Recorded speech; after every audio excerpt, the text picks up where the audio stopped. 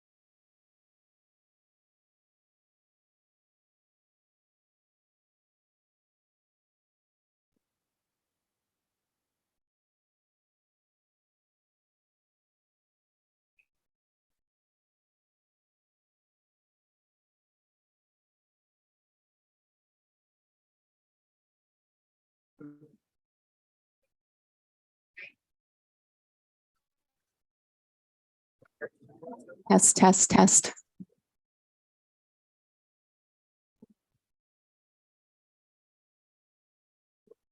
Test.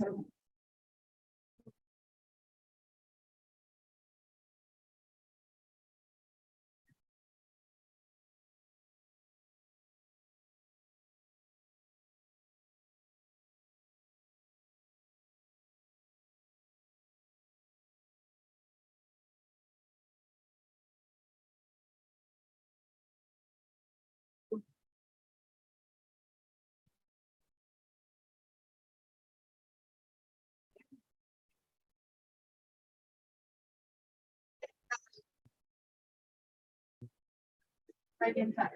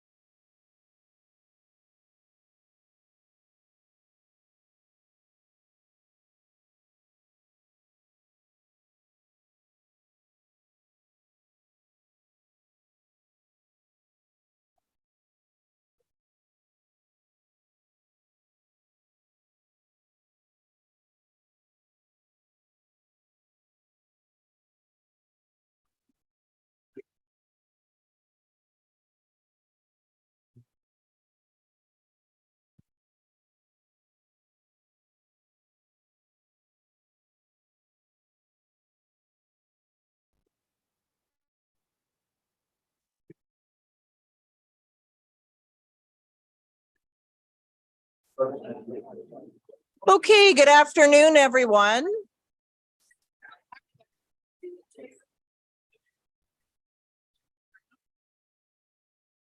Good afternoon, everyone. Wonderful to see you all here.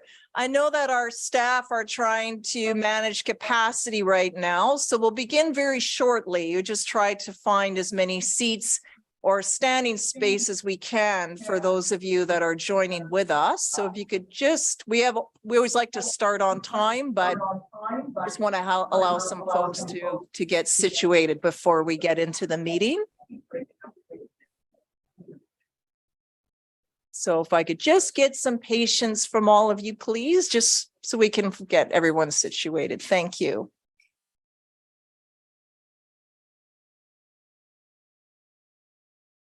We're very grateful to see you all here. Usually there's only a handful or so of residents in chambers with us as we go through our deliberations. So it's wonderful to have you all here, especially on such an important item like our official community plan. So we really appreciate the time that you've taken to be here. So thank you, everyone.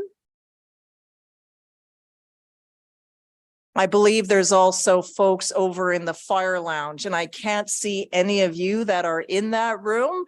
However, I trust that you'll be respectful of others around you so that everyone can hear and feel that they're present and valued in this meeting. So thank you so much to those of you that are in the other room. Just on some housekeeping in the meantime, while we wait, if you could please put your phones onto silence, please, that would be great because they can be distracting. Washrooms, if you need them, are just through this corridor to the left. We have a few washrooms there if you're looking for them. And also the way our meeting system works is this meeting is also live streaming on our YouTube channel as we speak. There is a bit of a delay. So I'll just remind anyone that comes forward to the microphone to please turn it on and to also speak directly into the microphone. And also a reminder to counselors, please also remember to turn on and off your microphone and speak clearly into the microphone. Otherwise, it'll pick up some background noise and the like as well. So this way everyone can be heard there. So thank you so much.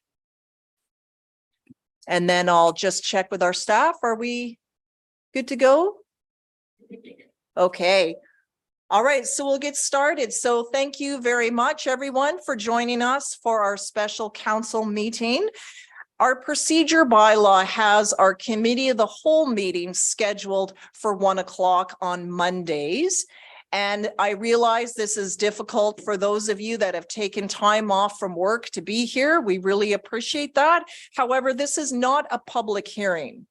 So this is a committee of the whole. It's meant to have a more casual structure where we deliberate on 1 or 2 agenda items. Then those items roll forward into a regular council meeting, which is held in the evening. So we have the benefit of hearing from folks during the day as well as in the evening. Sometimes we hear that folks are unable to attend evening meetings because of work, because of family obligations and the like, and they can't make the evenings work. Or sometimes our deliberations run to 10 or 11 o'clock and it's simply too late to participate. So that's why we look for a daytime option so we can engage and hear from as many people as possible. So this is not the final meeting on the OCP. Rather, where council is right now is we're picking up the pieces on where it's sat and we're continue on with the work. So we do have a formality to go through here, so I'm calling today's special meeting to order. I do wish to begin by acknowledging that we are meeting on the lands of the Sauk Nation, and we're grateful for their stewardship and relationships to the land and waters that continues to this day. Council, in order to move into committee of the whole, I'm going to ask that you please adopt today's agenda as it's amended, which will include the supplementary information, which is outlined on the yellow papers. Moved by Councillor St. Pierre, seconded by Councillor Beddoes. All those in favor? And that's unanimous. Thank you. Next up, please, would be that council resolve into committee of the whole to hear authorized delegations and a report on the matter of the draft official community plan. Moved by Councillor Bateman and seconded by Councillor St. Pierre. All those in favor? That's unanimous. Thank you. So now, although we are the same people as council, we are now sitting in a committee of the whole structure. And what that allows for is a more informal dialogue, longer time for the members of the public to speak, longer time for council to express their viewpoints, and also for any motions, only one mover is required, no seconder required. Any outcomes of committee of the whole then flow back to council where they are ratified. Councillors, what I would like you to do though, if you have motions, is you can express them, but let's deliberate on them at the end of the proceedings as opposed to getting caught up in motions throughout so that it's clear on what we're doing. In terms of hearing from members of the public, what I would like to do is perhaps invite our staff has been keeping a speaking list of those. We're going to go through the delegations first, but then we're going to hear from members of the public. And I would like to hear from, say, 5 members of the public at once, and then council can ask some clarifying questions that you may have heard that you may need answers to of our staff or of each other. And then we can kind of move on to the next 5. I don't know how many of you are prepared to speak today. However, to share the time together, I don't know how long you would like to sit with us tonight. I'm assuming you probably don't want to be here till midnight tonight. So perhaps we can share the air, and perhaps maybe someone has said something that you agree with. You could just say, I agree with speaker number 1 or speaker number 2, rather than hearing all the same thing. However, if you feel there's a point that has not been made or that you want council to just give it that extra consideration, then by all means, please do that. But we do want to be mindful that folks are standing, and you probably don't want to stand there for 4 hours or longer. So let's just be mindful. The other piece is that council also has the ability, and what I mentioned to staff earlier today is let's hold another committee of the whole in the evening, and so we can hear from another group of people and allow for other time for those views that we didn't hear or we didn't get to today. So it's important, obviously, that we hear from you, but we also want to be fresh with good mental capacity to take in what you're saying to us, because this is an important document. But as I said, we are at the start of a process here, and there's a lot that's happening. This is not a public hearing. We're not going to be passing legislation today. So I just want to make that clear. This is the start of a process. In terms of timing, I'll share that we are aware that the province is introducing new housing legislation and expect local government to free up more housing units to get the supply onto market.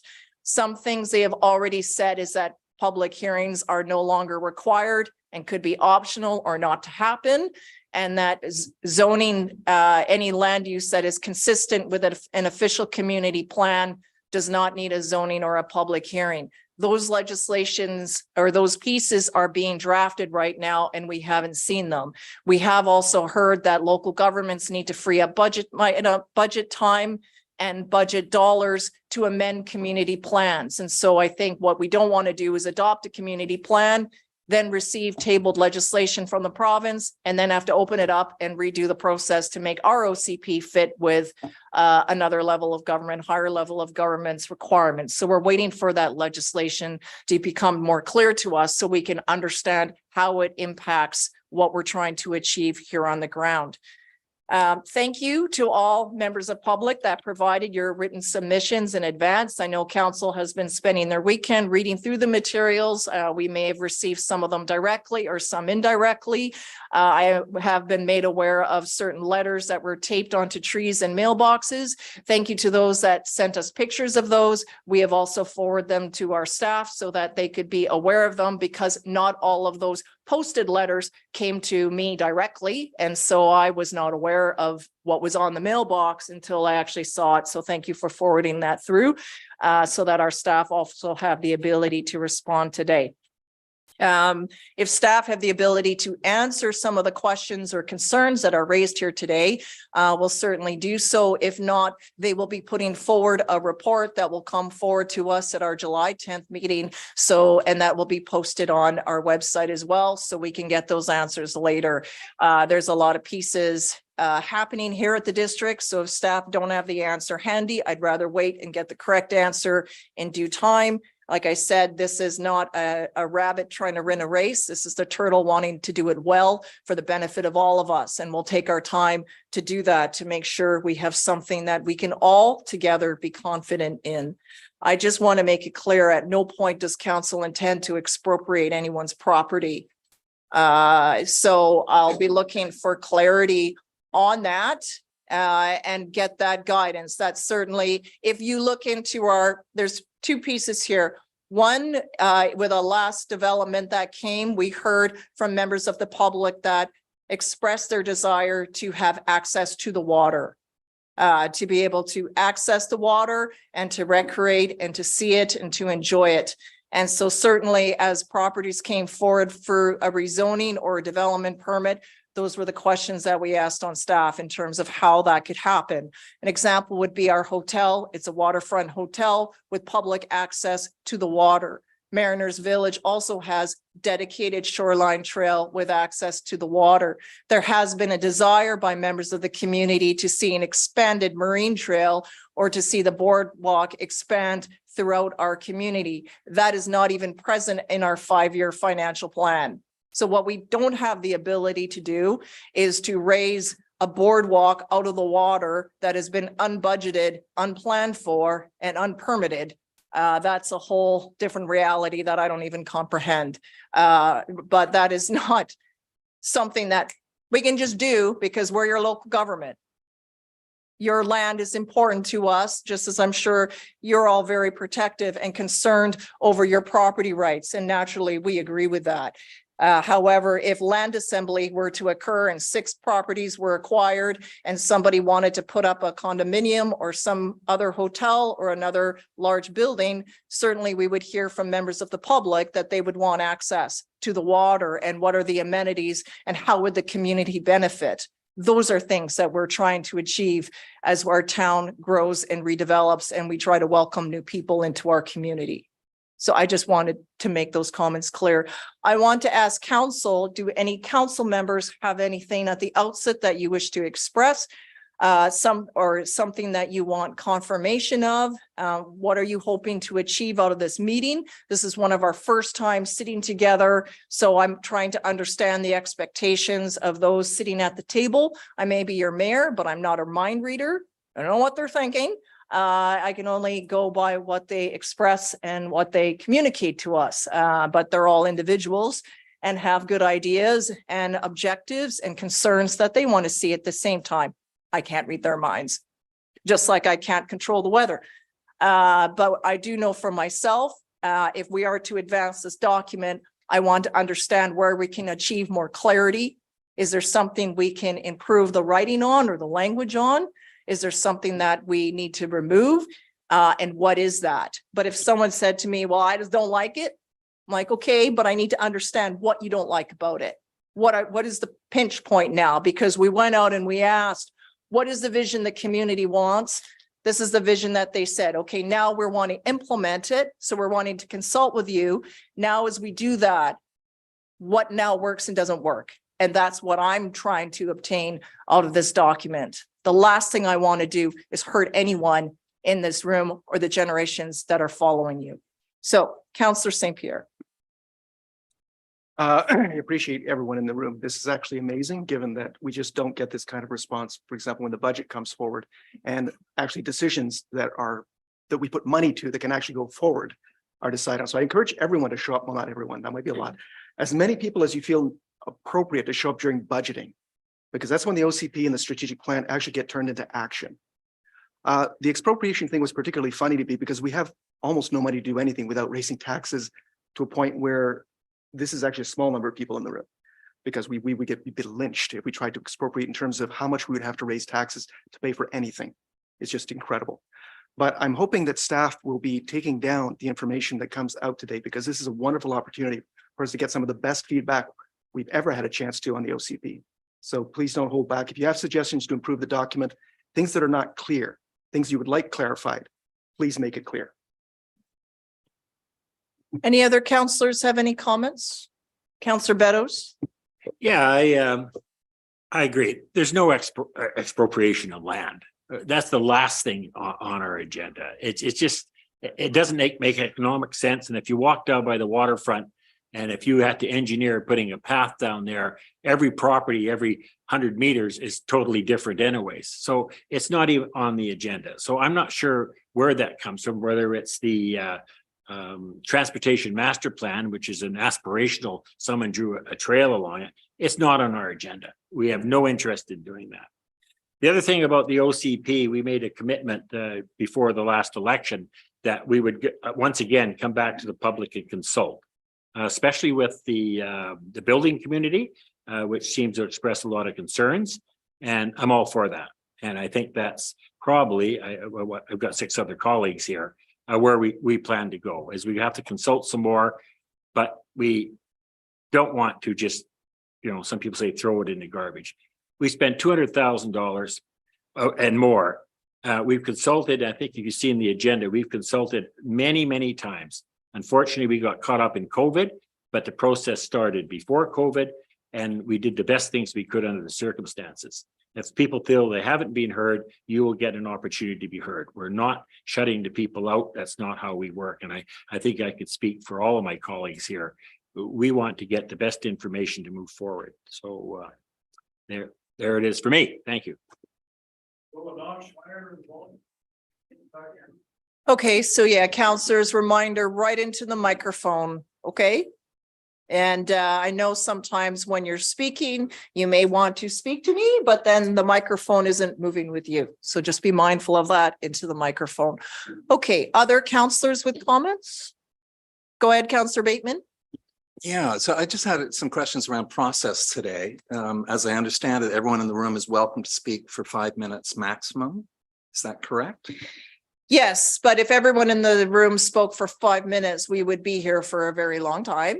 And so a few things is we do have 2 delegations that are registered. So those delegations will occur right after I hear from members of council. Then I will ask staff if there's anything to report out on. There is a staff report. Perhaps staff can report on that. And then we'll move into members of the public. And then after, say, groups of 5, then we can do a roundtable with council on what you've heard. Okay, sounds good. Thank you. Okay, anyone else have any comments? Go ahead, Councillor Pearson. Yes, my expectation today is just to hear, to listen and seek the input from everybody that's here in any way, shape or fashion that they want to express themselves. I'll be taking notes. I won't be looking right at you. I'll try and capture everything that you're saying. My job is to listen today, to see what comes of this meeting. So thank you. And then just further to the process at the July 10th meeting, which is a Monday, staff is going to report back on anything that came from today's meeting. So that's going to roll forward to the 10th. And then on the 17th, that's when we'll have a scheduled committee of the whole. My recommendation is to have that one at night so we can hear from another segment of the population. Okay.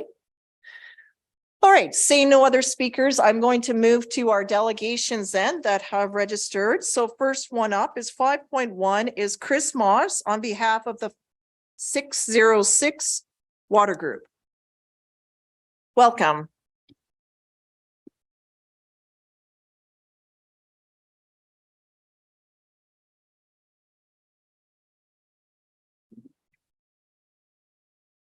Thank you for letting me speak to the OCP.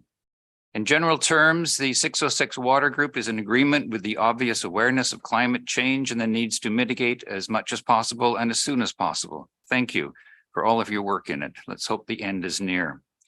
If I had one ask of the OCP under the heading of green building, it would be to include the mention of strongly encouraging rainwater harvesting from roofs. Rain is not wastewater. It feeds the watersheds, and collecting it to stay where it falls helps to repair the damage we are doing by building. Rainwater can be sent to rain gardens, ponds, cisterns, open air ditches, or even collected in wheelie garbage cans. It can also be used for flushing toilets or filtered and treated in buildings as potable water to supplement or replace CRD water. Encouraging construction of all new buildings to include galvanized or painted metal roofs would be a big step towards helping our watersheds and ourselves. A good rainwater harvesting metal roof has many long-term advantages. It is fire smart. It's cooler. It will last as long as a house, perhaps 100 years, while the average asphalt roof would last and have to be replaced perhaps every 25 years at best, or 4 installations to 1. You cannot save quality water from an asphalt roof because it is too polluted. You can from a metal roof. You could even pipe it into the house and filtering systems and use it as potable water. If you put solar panels on an asphalt roof, you have to bolt it down through the existing roof. A ridged metal roof is designed so that solar panel supports simply clamp to the ridges of the metal roof. Thus, on a traditional shingled house, if you have to replace your asphalt roof after 25 years or less, the solar panels will still be good, but you will have to unbolt the panels and the supports, replace the asphalt shingles, and then rebolt the supports and panels each time you replace your roof shingles. That's just crazy. On a metal roof, there should be no need to replace your roof or your panels in that time frame. A metal roof can be recycled. An asphalt roof has to be ground up and melted at substantial energy input at one of 2 plants in BC, both on the mainland. Anyone who has cleaned out their eaves troughs knows that cups of gravel and sand are shed off an asphalt roof. That pollution is not stopped by leaf guards on eaves troughs, and if it flows into the wastewater system of the district, it can potentially flush into and pollute fish habitat. If it goes into a rain garden, it can pollute the soil and plants. If it ends up in a cistern, it has to be pumped out and cleaned. If it goes directly into Souk Harbor has to be cleaned of that pollution. As Souk develops and increases in density, council needs to implement new bylaws and building permit enforcements to build the sort of facilities that will mitigate the effects of the warming climate and increasing drought. If a developer cannot on their own see the ways to do this by using roof rainwater harvest, rain troughs, rain gardens, solar assisted heating and cooling, individual unit heat pumps, permeable landscaping for walkways and plazas, and the redirection and conservation of wastewater from a building site, then council could force them to include such items by using their bylaws and permitting requirements. It is the right thing for the planet and thus the right thing for Souk. With specifics to the OCP, my request is embedded in the actions of, and I'm going to give you a list of numbers here, 4.2.1.1, 0.1.2, 0.1.4, 0.1.7, and 4.2.2.10, and we applaud 4.2.2.2 and 4.2.2.3. They all have the right tenor to them and the right thinking. We realize that we were asked to refer to specific sections of the OCP in our address, but water, we feel, involves everything. So we suppose that this request is to be water wise in all aspects of the OCP's guidance. Therefore, if I had that one ask of council that would reduce the damage to our watersheds, that would reduce our use of fossil fuel byproducts, that would reduce pollution on the land and in the rivers and in the Souk Harbor, that would reduce the cost of municipal underground infrastructure and maintenance, and that would offer the potential for rainwater harvesting and solar installation throughout the entire district, it would be to strongly encourage the installation of good metal rainwater harvesting roofs on new houses. Thank you. Are there any questions?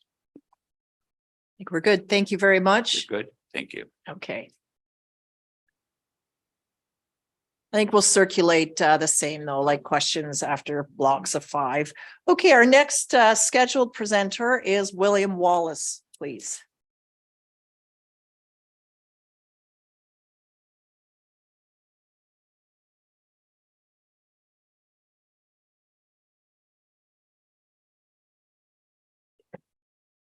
William Wallace from Souk.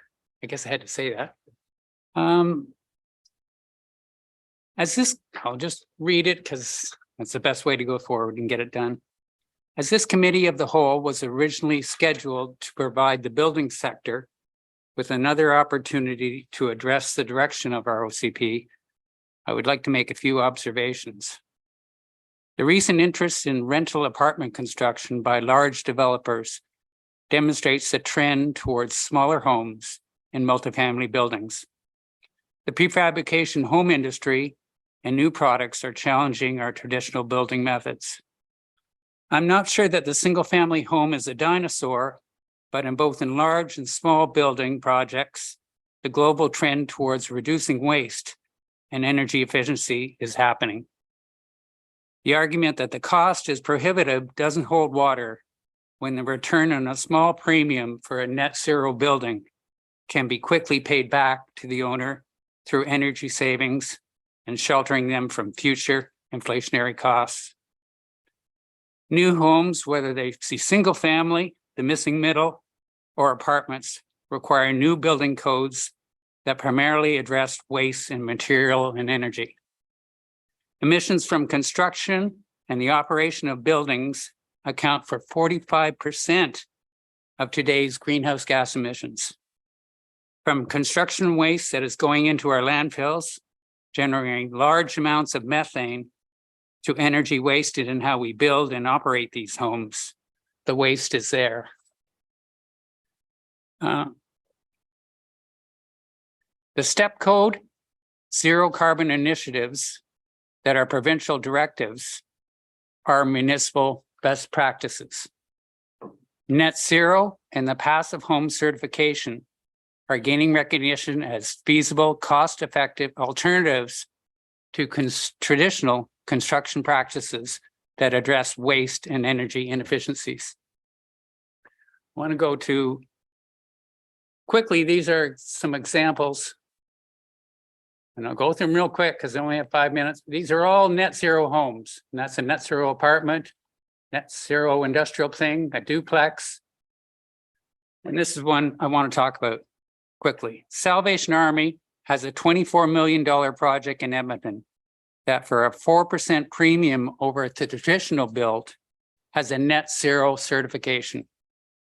It has a payback of 5 years and has inflation protection on future energy costs. I don't have a picture of this, but Lanark Homes subdivision just outside Kingston, Ontario, where I grew up, has an all net zero conforming subdivision of homes. They sell the benefits of lifestyle features like energy efficiency, low carbon, and a walkable community infrastructure. These homes are competitively priced with non-net zero homes. There are only 2 buildings in Souk that have built Green Canada Gold Standard certification. They're the 2 coast housing projects in the downtown Souk. I have asked, but to my knowledge, there is no net zero or passive certified homes that have ever been built in Souk. Why I suspect is because they are not being offered. Reducing greenhouse gas emissions is our community vision. As it said, I should go to it, I guess. I'm going back to it. That's the Harborside co-housing, and that's our community vision. Reducing greenhouse gas emissions is our community's vision. You see it there, and a critical step for a growing population to take. The OCP, under the direction of the Citizens Advisory Committee and the planning staff, gave council a document that pays attention to the need to learn to do things differently. From increasing density to reduced urban sprawl to a DPA zoning to make best use of our land and very limited infrastructure dollars. The OCP and its net zero vision asks that we learn and adapt to address climate change.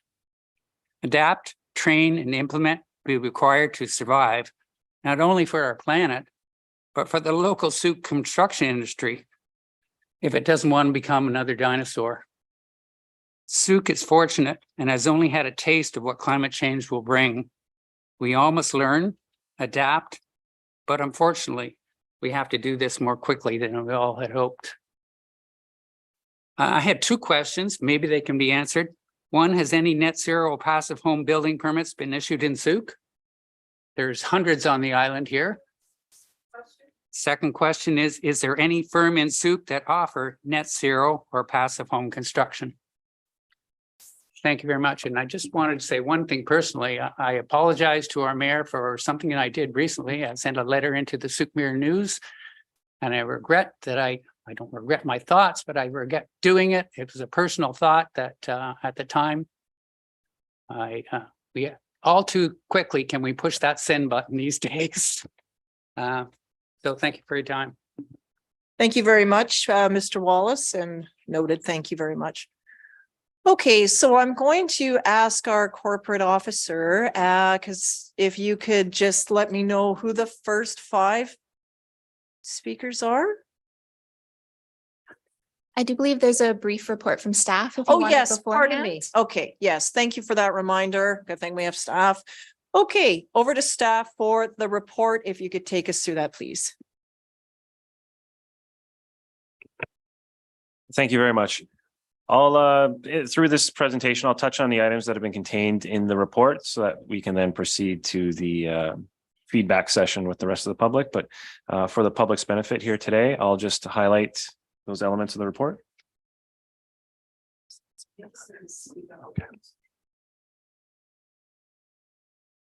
Okay, so the first slide here speaks to the project phases and consultation. So you see this project was developed with a 4-phase approach, building a baseline, phase 2, vision and growth scenarios, phase 3, drafting of the official community plan, and then phase 4, finalize the bylaw, which includes revisions and the approval. So today being an example of one of those revision sessions. A summary was shown of the various forms of consultation that's been undertaken. You'll see 13 OCP advisory committee meetings, 9 variations of stakeholder workshops, 10 different community engagements and surveys that were provided, and as well 9 various council or committee of the whole meetings. Major revisions directed by council. So those included the comprehensive development wording change to consult, as well the Whiff and Spit rural residential land use designation. That was included with a neighborhood area plan boundary around it, as well the West Ridge Trails, often referred to as well as Farrell Estates, to have that shown as community residential, which is consistent with our current OCP bylaw 400. And then lastly, the Beecher Bay land use designation to comprehensive development. So to begin, the primary comments that were read through in this process were related to the development permit area number 3 foreshore area. So to touch on those, firstly, there has been for quite some time, beginning with the incorporation of Souk, the inclusion of a 15-meter setback. Now, I'll recognize that was specifically to the floodplain setback area, and then through future variations of the zoning bylaw, it looked at more development regarding other setbacks. So initiated with a floodplain setback, but then further developed just based on best practices to having more structures and development away from the high water mark. The next is the interpretation of the exemptions section. So some members of the public who attended in May 7th of last year at our open house provided some feedback regarding how the exemptions were clarified and what did they mean. So staff present at that meeting shared the interpretation as well. Council received a report following the May 7th open house. So based on that information, we further clarified some of those exemptions, specifically if you have a single family home, if you have a duplex on a lot greater than 750 square meters, if you have accessory buildings that are being constructed or maintained, and also farm buildings, those are all listed exemptions. So typically from those who consulted with staff, they identified as single family home property owners. And so we wanted to clarify that those exemptions exist where this specific foreshore area requirements would not be applicable. Nowhere within the development permit area 3 is expropriations mentioned. That's not the intent of this development permit area. Rather, it's to protect and restore the foreshore area through larger developments that would be applicable to DPA number 3. So while the western coastline of Souk's foreshore is included within development permit area 3, and that's shown on figure 16, which is the environmental protection development permit area map. Multiple comments reference changes to our development permit area number 3 guidelines. And I can confirm that as of September 27th of last year, there's been no changes to this document. So that version from the public hearing remains as the version that is being discussed here today. And just want to note before moving on to the next slide, the exemptions that are most likely of concern and applicable to property owners, and that's the planting of native species, trees, shrubs, or ground covers for the purpose of enhancing the habitat values and or soil suitability within the development area. That's an exemption. So we do expect that people will continue to enhance and beautify their property within that foreshore area. The removal of invasive non-native vegetation, also to have those removed.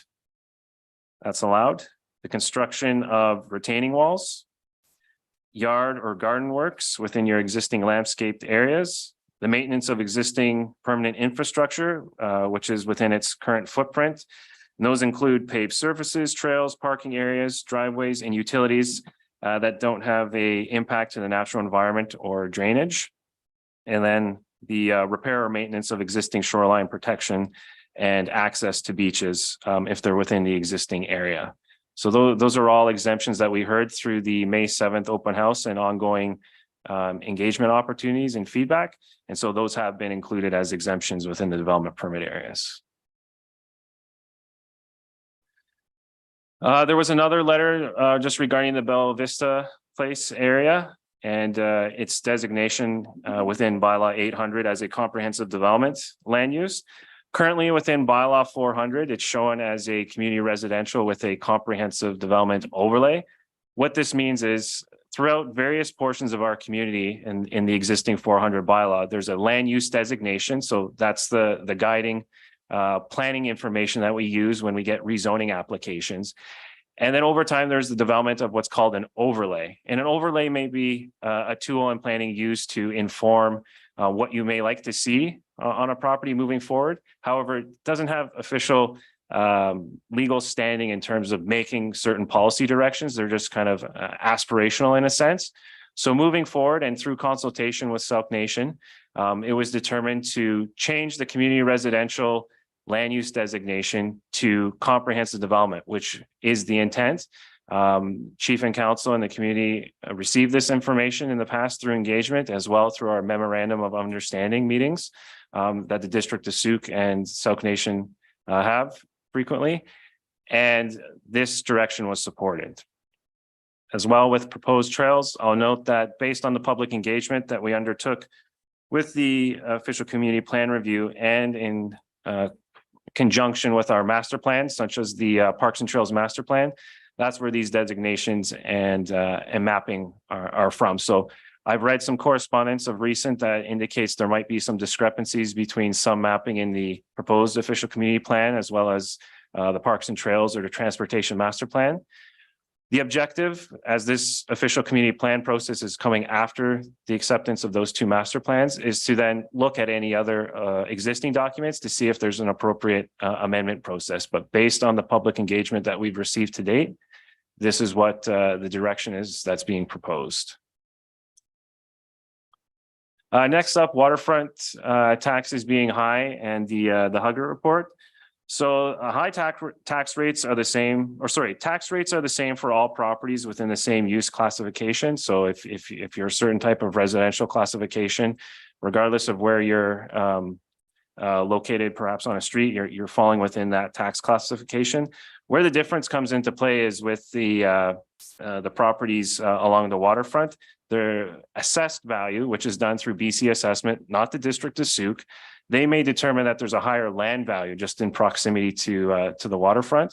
So that is where people may come into a situation where they feel their taxes are high. That's done through BC assessment. That's because of the proximity of where they're located and what BC assessment has assessed as land value. With regard to the Huggett report, that was a confidential organizational review commissioned by council in November of last year, and was further then released to the public as a summary report on our website on April 26th of this year. With respect to the official community plan, Mr. Huggett concluded that adoption of the plan was a primary piece for moving forward with a lot of our policies and processes, and that it would help implement the community vision. Costs of achieving goals within the plan and density. The goals are identified so that future planning can have direction based on the community vision. And when council wishes to achieve a certain goal, staff will bring forward a report outlining the ability to achieve that goal, including financial implications. It's not common for every master plan to cost out each item, as its lifespan of the document is intended to be a long-term process and the market fluctuates during that time. Other policies and agreements work as the implementation tool where financial details are then further determined. So typically we'll develop a work plan or a strategy that then actually looks at those specific policies and programs. With regards to density, there's a variety of different housing types that are proposed, no different than what's in the existing bylaw 400. And a lot of this is focused to the town center area where we would see multifamily developments in the forms of apartment buildings, condominiums, and townhouses, or in some instances, smaller lot sizes where the density per area can be increased for the units. Right now, based in our zoning bylaw, the maximum within the community residential area is 50 units per hectare, and the proposal is to move up to 70 units per hectare to take into account the availability for an increased density, so being able to get more people into an area and the associated infrastructure that can help service them. That is all based on a case-by-case basis, which comes through a rezoning process. So separate from the official community plan, the official community plan informs what can be done at a rezoning stage. At the rezoning stage, if supported, it's changed to fall within that zone of regulations, and then a development permit and building permit process can be undertaken. BC assessment as well has identified that, and specifically, they had indicated that they're not out to bankrupt anybody. There are programs that are in place to allow individuals who have owned their property for some time to apply for exemptions. They currently exist today, so that they can remain on their property and not be subject to potential development properties where the assessment could be higher because of those lands having development potential, for future subdivisions and the like. Next, neighborhood area plans, comments of support for the official community plan and 2100 Otter Point Road, which is the property located just across the road here from Municipal Hall. So sewer expansion considerations are contained within the liquid waste management plan, and there's mechanisms for determining where and when expansion may occur and is detailed in that plan. The OCP makes reference to that as well as other plans, so that through future work programs, we can explore that as potential budget items or take that into consideration as other types of development requirements that may be applicable at an application stage. Next, support for the official community plans. So there was comments raised in terms of how this plan, like the current bylaw 400 plan, recognizes the value of intensifying the town center area. That will be the bulk of where our residential development and our employment opportunities will exist. And that support as well for economic development is contained within this plan. Of course, we have our community economic development work plan and strategy that council previously adopted. And this official community plan in conjunction with that CEDC plan will support businesses moving forward. And then lastly, the environmental protection measures contained within the development permit area guidelines. Lastly, on this slide here, 2100 Otter Point Road, Aragon Properties Limited has identified an interest to have this property redesignated in the official community plan to a comprehensive development, and that would allow them to put in place through a rezoning process specific comprehensive development zone regulations, and that would help with their future proposal to develop it based on what they feel their needs for development are in conjunction to this community vision that once adopted, they would also have to follow policy-wise, but it wouldn't put in place specific set regulations that would then have to require them to come back and seek official community plan amendments. If it's comprehensive development, the expectation would be their rezoning application would come back in future, go through a public process, and whatever those regulations are that are adopted by council in our zoning bylaw, they would then follow through to the development permit application stage. So that was a request that they put forward. Next, there were some letters that specifically made comment to development permit areas. Based on that, staff would like to engage further with the authors of those letters just to address those concerns, and then ideally work together to develop amendments if they are appropriate to come forward, so that this can demonstrate that both those who had concern as well as staff are on the same page. If that's not the case, I know we can't always come to 100% agreement, but at least the authors' concerns can be addressed in the form of an amendment, and then staff can put forward their concerns and then allow council to determine if it's included or not. Next, the Souk Builders Association submitted a letter, and staff can be available to attend an association meeting to discuss that letter further. Certainly, as we know, since coming together as an association recently and the meetings that they've held, we're looking forward to having more dialogue with them. So certainly we are open to exploring those options to address specifics within their letter. And then lastly, staff can address any additional consultation that council might be seeking, and then we can develop a program based on council's direction for that. Last slide is just to address in the report the last 10 points regarding some miscommunication that was circulating in the community. Number one, as mentioned, the list of exemptions provides for the continued use of the foreshore, and no expropriation is being contemplated through the adoption of the official community plan. Number two, you'll not have to obtain a development permit, pay fees, hire a qualified environmental professional to trim a tree or plant a shrub. The maintenance of yards is encouraged, as well as including the planting of native species and a removal of invasive species without a permit.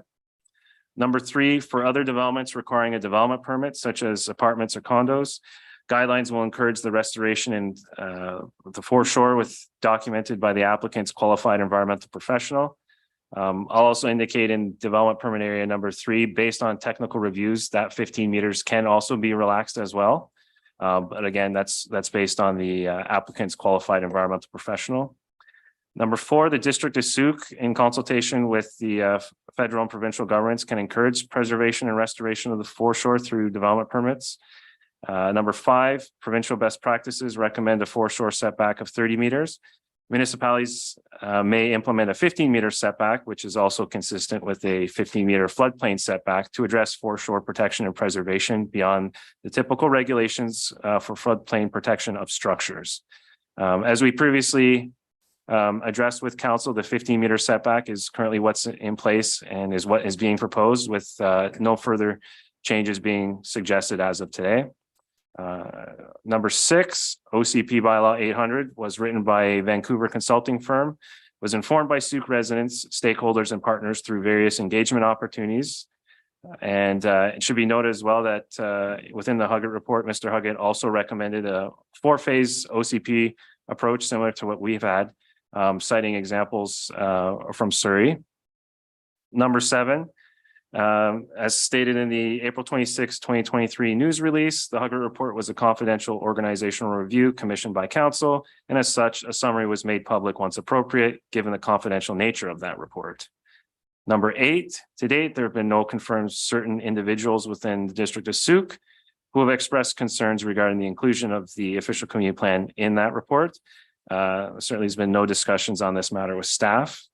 Number nine, expropriation is a legislative process, and the district's not proposing this form of land acquisition within development permit area number three. And lastly, number 10, council did not schedule today's meeting during the day with the expectation for people to take time off from work or to prevent attendance. As demonstrated above, there have been a number of meetings during the day, evenings, and even weekends when possible to engage the community, in addition to online information in the newspaper. Written correspondence is attached for council's consideration with the report in today's agenda. There'll be future evening meetings. The mayor had mentioned earlier that July 17th is potentially one of those options where more feedback can be received. The OCP remains unchanged since the last public input session on September 27th, 2022 last year, which I'll note was during an evening meeting. So with that, I'll conclude my portion of the presentation and allow the public now to provide feedback to council. Thank you. Thank you, Mr. Powell. I'll ask members of council if you have any questions for staff at this point.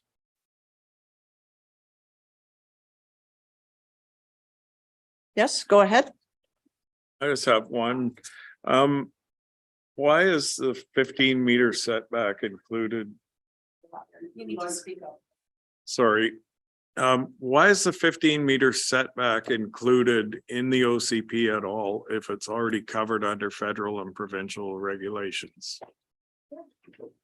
Okay, thank you. For those of you that have been to a meeting that I've chaired, I try to keep a neutral environment. So I hear that you are agreeing with the counselor, but we want to keep fairness in the room for those who might disagree and not be intimidated to express that view. So I'm just asking, let's try to keep a neutral environment so that everyone can feel comfortable approaching the microphone, because not everyone agrees on everything, but I hear your point. Answer. Do we have an answer from staff? The 15-meter setbacks included within the development permit area, because as I mentioned, it's most typically going to be applicable when we have large scale developments. The mayor had mentioned earlier the Prestige Hotel as being an example. A few meetings ago, we had a development permit for Mariners Village. So having those development permit area guidelines specifically for foreshore area speaks to protection and restoration. So when we have those guidelines in place, an applicant can understand before they submit their application, what our community vision is. What are we looking to do? What are we trying to preserve through that process? So that it's not left up to a last minute discussion with, well, there's this impact through our development, but you don't have any policies or direction in place that actually says what you should or shouldn't do. So the whole process from day one with the official community plan was to provide more clarity and direction to the public and to the development community as to how we want to see our community move forward. So that is the purpose. That is not the role of the federal or provincial government. They set best practices and other areas where they do wade in because it's their jurisdiction. They provide approvals. Beyond that, that's a local government role. And so it's our responsibility then to either have something in place or determine that it's not applicable. So based on our public engagement process and our other master plans and policies that we currently have in place, that is the purpose for the development permit area, to further build upon and enhance that through an application process.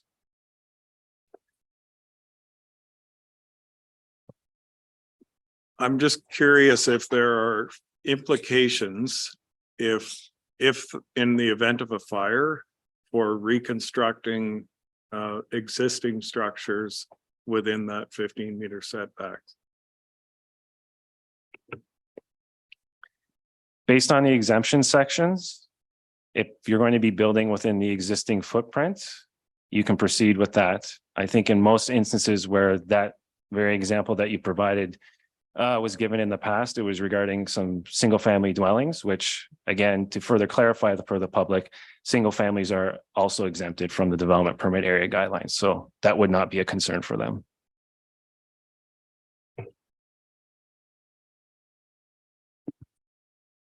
Okay, other questions from members of council? Go ahead, Councillor Pearson.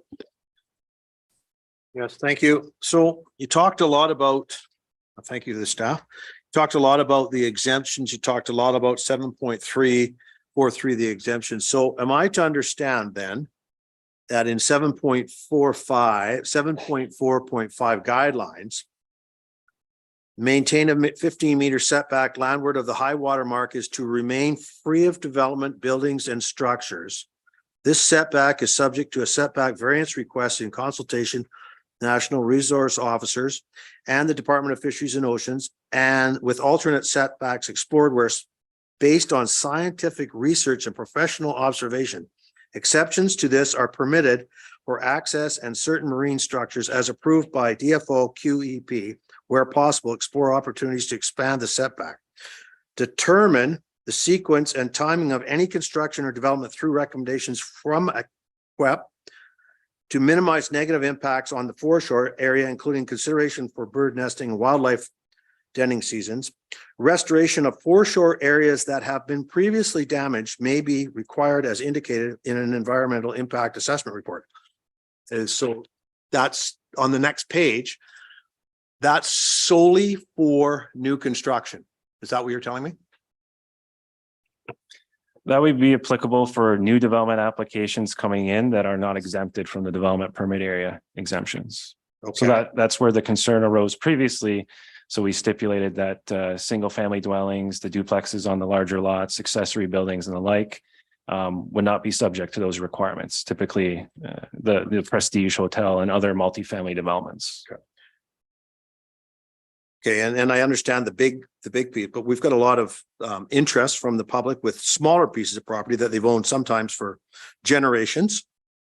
So if, to Councillor Lajeunessa's question, if there was damage for any reason that any house had or major part of the property had been damaged and they had an outbuilding within that 15 meters, like a small garden shed, which we seem to want development permits now for a lot of small things, would they be exempt? When you said existing footprint, I can get it if the main house burns down, but what about the accessory buildings and improvements to their property within that 15 meters? Those would fall under the exemption section, 7.1.2. So an accessory building or building addition, those are all exemptions. So I would take it, the outbuilding, you said garden shed as the example, that would be classified as an accessory building. So based on the building code requirements, they would be getting a building permit because that would exceed the size of what a small accessory structure could proceed without a building permit. So my follow-up question to that is how much bureaucracy would be associated with that if it needed to be done? So, yeah, it's great. Get your house building permit. Now you got a garden shed. Do you need a QEP? Do you need a qualified professional? And they have to show their license. I didn't read that part out. They have to prove that they're an existing or in good standing in their organization. But Counselor, those are exempt. So those are always exempt. The general exemptions always apply. So if you're putting up a shed that doesn't require a building permit, No, I'm talking then about you don't replacement. need a QEP. No, but- I'm talking about replacement in the case of. Replacement. So let's say a large shed that Yeah. burned down. Is that the question? Like a large shed that's anything that's 10 by 10 or under doesn't need a building permit, that I'm pretty certain of. Yeah. So a large shed that was bigger than that, Mhm. burned down. Does it require that to be rebuilt then? Good, yeah, good question. And I'm talking also about landscaping because it goes into quite detail about landscaping improvements. So machine has to go across the property, wrecks it. If is everything exempt on every single existing property? If there's that's my question.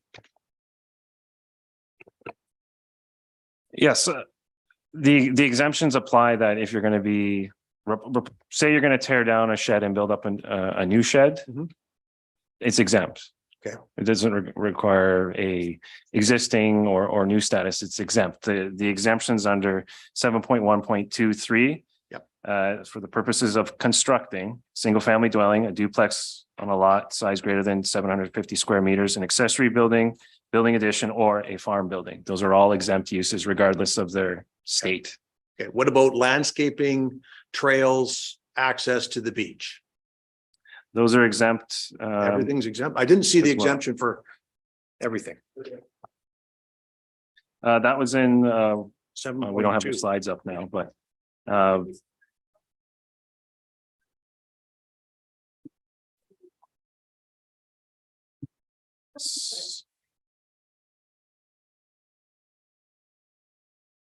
so you can under, is that 14? Sorry, 16. 7.1.2, 16, planting of native species, shrubs, ground covers for the purposes of enhancing the habitat, soil stability within that area. 17, that's actually encouraging the removal of non-invasive species, or sorry, the removal of invasive species. Mhm. Number 20, I think probably the most applicable one regarding your question, yard or garden work within an existing landscaped area.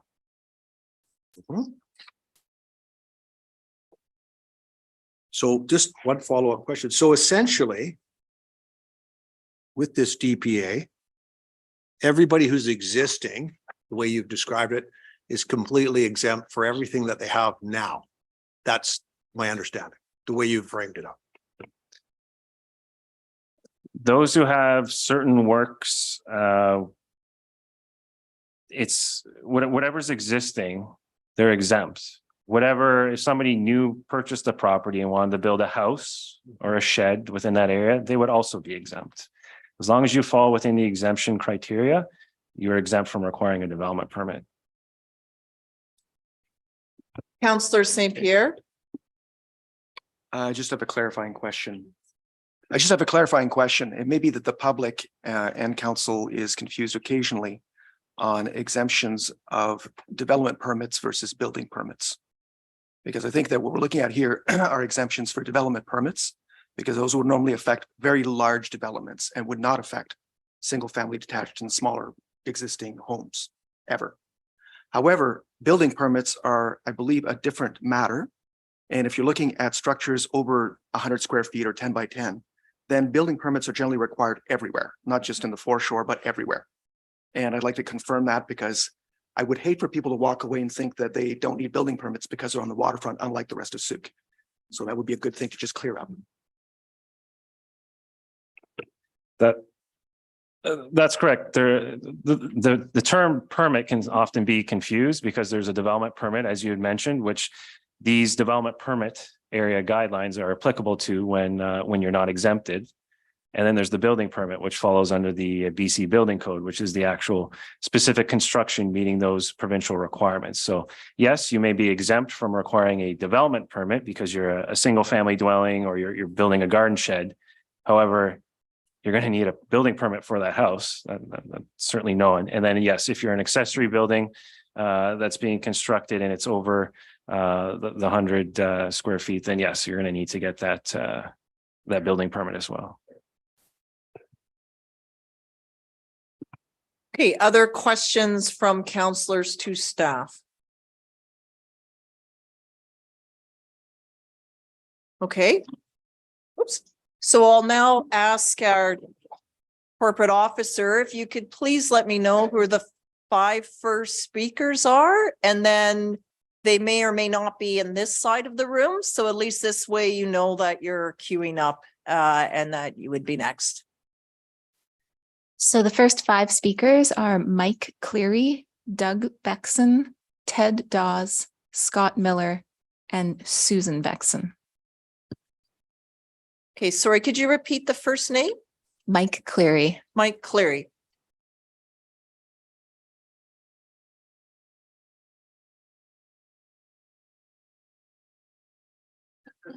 That would be very difficult to listen to 5 voices at once. I have experience with 6 others at this table.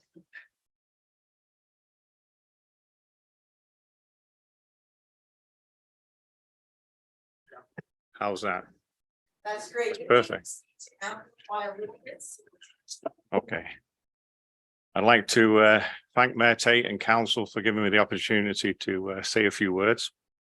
I'd also like to thank, I've not actually met the gentleman, Randy Clarkson, for forwarding the information to me and all my neighbours. And also the council staff for giving me some of the information to clarify what exactly is going on with the waterfront. I own, well, I should say we own waterfront on West Coast Road. When we bought the place 7 years ago, there was no mention from the realtor or on any of the drawings. It didn't show anything, you know, the 30-meter setback or any proposals for the boardwalk. We knew absolutely nothing about that. But now we do, and now we're just trying to figure out what's going on. So I'll just try and read through my notes. A lot of questions have been answered from the planner and council members. So the original setbacks to water today in the official community plan states notwithstanding any other provision of this bylaw, nor building recreation vehicles, seawall of any height, any other structure, or any part thereof shall be constructed, moved, extended, or located within 15 meters from the natural boundary of the sea. So I know now there is a few things have been changed. I've heard from the planner. I was just wondering for myself and everybody in the room, is it possible to give us all, if we are waterfront property owners, give us an update of where you actually are with the official plan and the information that's been set, you know, talked about today. I do understand that originally there was a 30-meter setback, but it's to remain at the current 50 meters. We already spoke about what the exemptions are. I got this information from the township last week, and it seems since that time there's also other exemptions as well. So I'd just like clarification on all the exemptions on waterfront property within Soo. You mentioned the boardwalk, and this seems to be one of my problems and my neighbor's biggest problems is the boardwalk.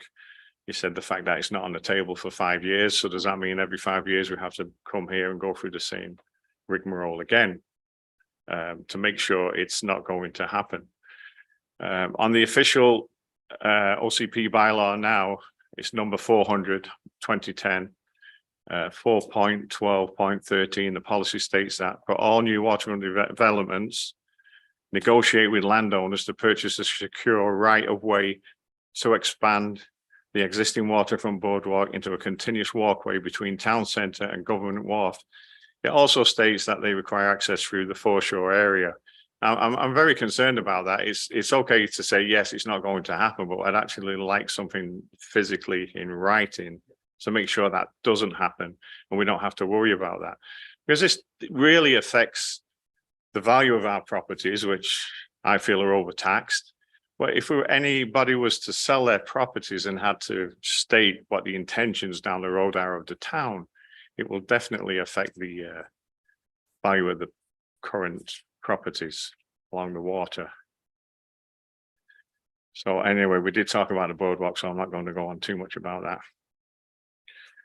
There's a lot more other things in town besides the boardwalk that need to be addressed, and they've been addressed today, sewage and roads, infrastructure. I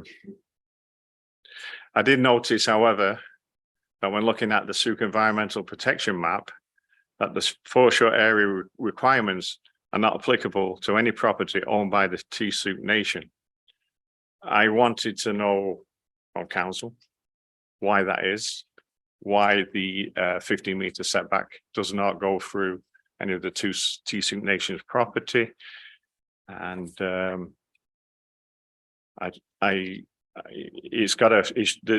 rules and regulations in place for Sooke should apply to everybody. It doesn't matter who they are or where they're from. It should be the same for everybody. And I think that's probably about it. It's always difficult to be the first person, so hopefully I've set a good example for anybody else coming up here. And thank you very much for all the information so far. Okay, Thank you. thank you. Our next speaker, Ms. Temple, Doug Beckson. Doug Beckson.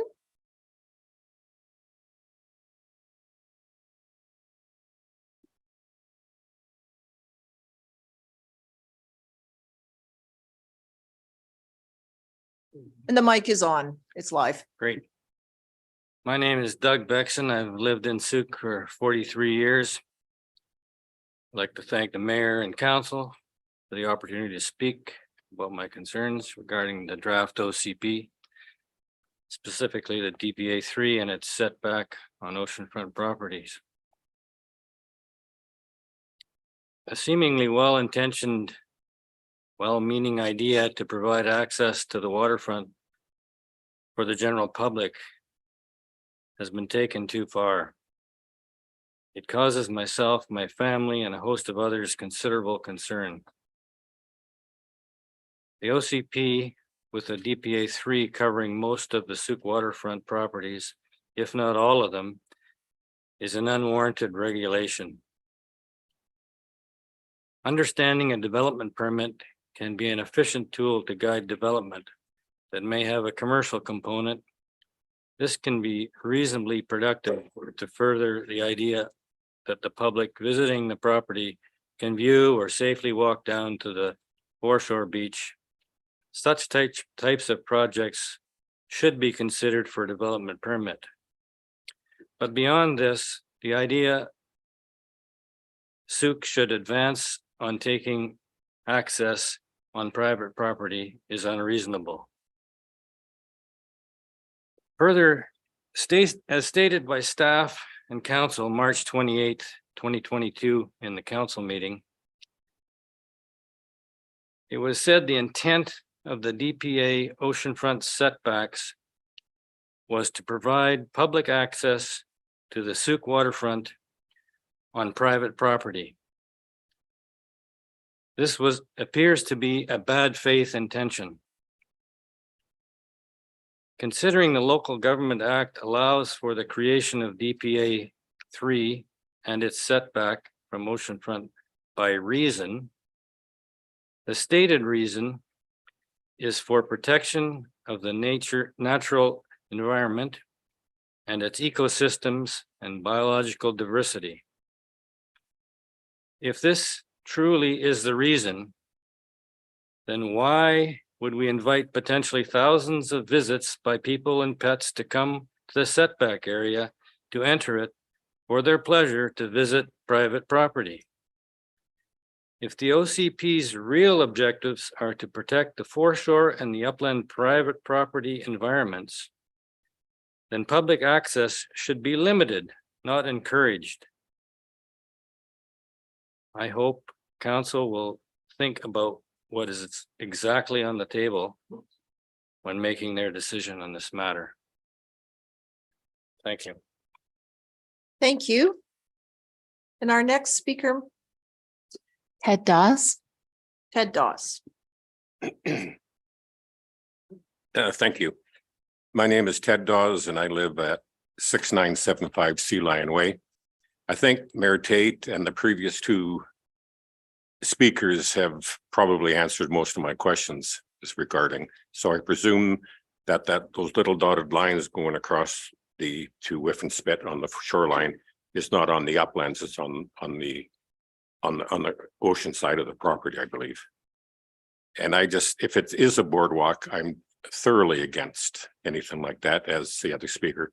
I mean, that whole area, especially in front of my house, which is very close to the start of the spit, is always teeming with all kinds of waterfowl throughout the year, thousands of them. I'm talking eagles, herrings, geese, widgeons, buffleheads, mergansers, ducks, kingfishers, oyster catchers. I mean, it's just because the bait gets, I just think, and that whole area from Whiff and Spit all the way around, as far as I watched, I mean, that's the main nesting grounds for lots of birds. So to have a boardwalk there with, like you said, security of coming across there, I think is absolutely ridiculous. I just don't see the sense in it. And invite people, like the other gentleman said, invite people to invade your privacy, security, liability, who knows where it goes. So I just hope council, and the thing is, like the first person said, do we have to wait 5 years before we put this to bed? I think it's time somebody takes a stand and said, if you're going to have a boardwalk, do it on your property, not on people that have spent their, have nice waterfront properties. They don't want people encroaching. And that's all I got to say. So if we could do that, just get it off, just put it to bed, and once and for all, that's it. Thank you. Please remember the no clapping piece. Let's try to keep it neutral. I know that you're agreeing, so thank you for that, but I can't tell who's clapping and who isn't, right? Okay, next speaker. Scott Miller. Scott Miller.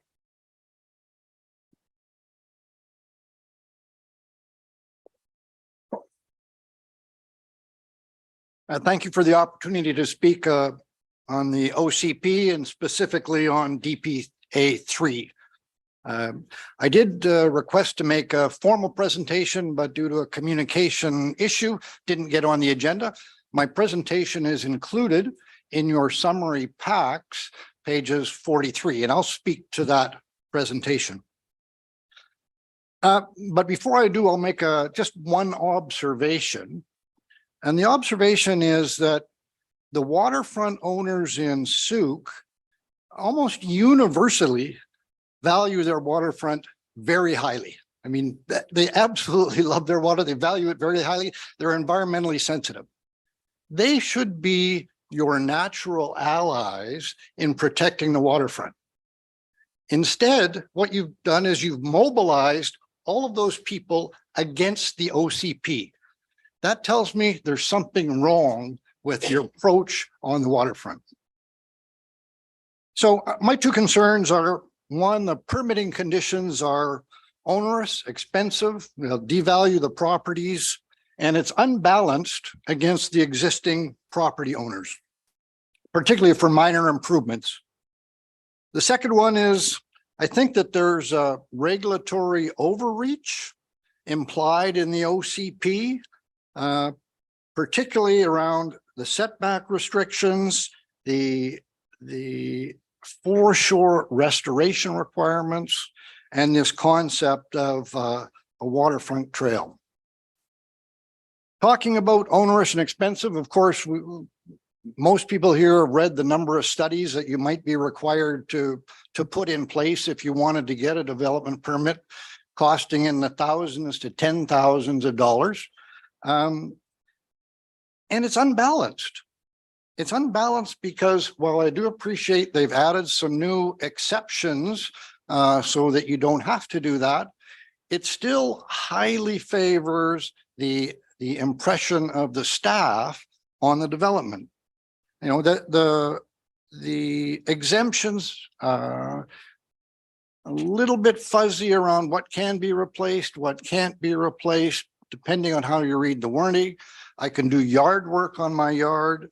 I can build an unpaved path, provided I don't cut any vegetation or disturb the soil. Some of that stuff sounds a bit prescriptive and a little bit over the top. So why do I say that's unbalanced? Because there's no incentive for the district to waive any of those requirements. The district has no skin in the game. It's all on the individual landowner to pay for all those studies to prove that whatever it is going to be compatible. And there's no real scaling to the thing, no, other than the $25,000 minimum, no de minimis requirements. Now, I've heard it said, this only applies to big developments like Mariners Village and the Prestige, but it doesn't say that in the OCP. So it doesn't feel like that's the intent of the OCP. From that standpoint, what you get is the safe default for the staff when looking at these kind of things is to require the applicant to do everything. They've got no cost pressure to request it. They don't have really any incentive to waive anything because they can get in trouble for waiving it, but they can't get in trouble if they say, just do all this stuff.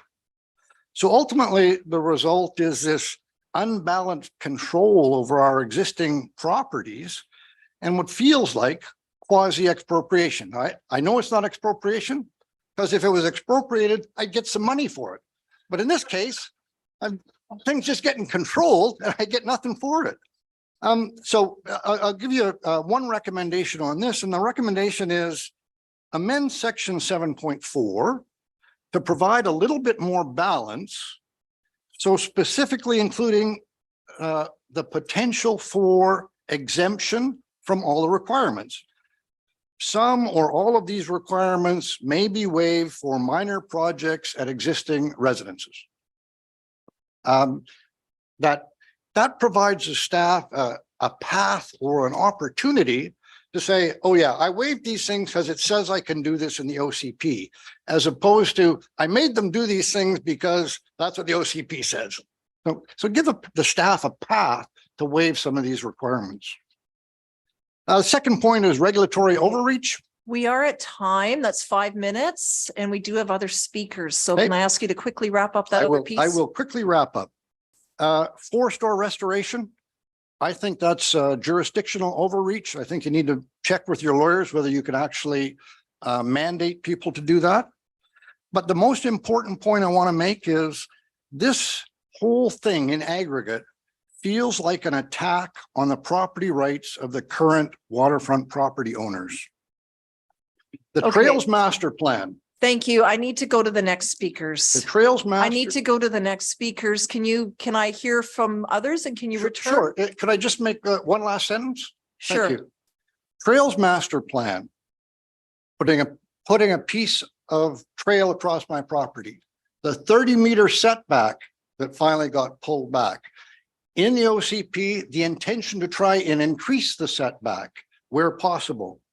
All of these things make it feel like the district is trying to attack our properties without compensation. I think some changes should be required. What you've done is you've made all these people in the room fearful of what the district is trying to accomplish. Okay, thank you for that.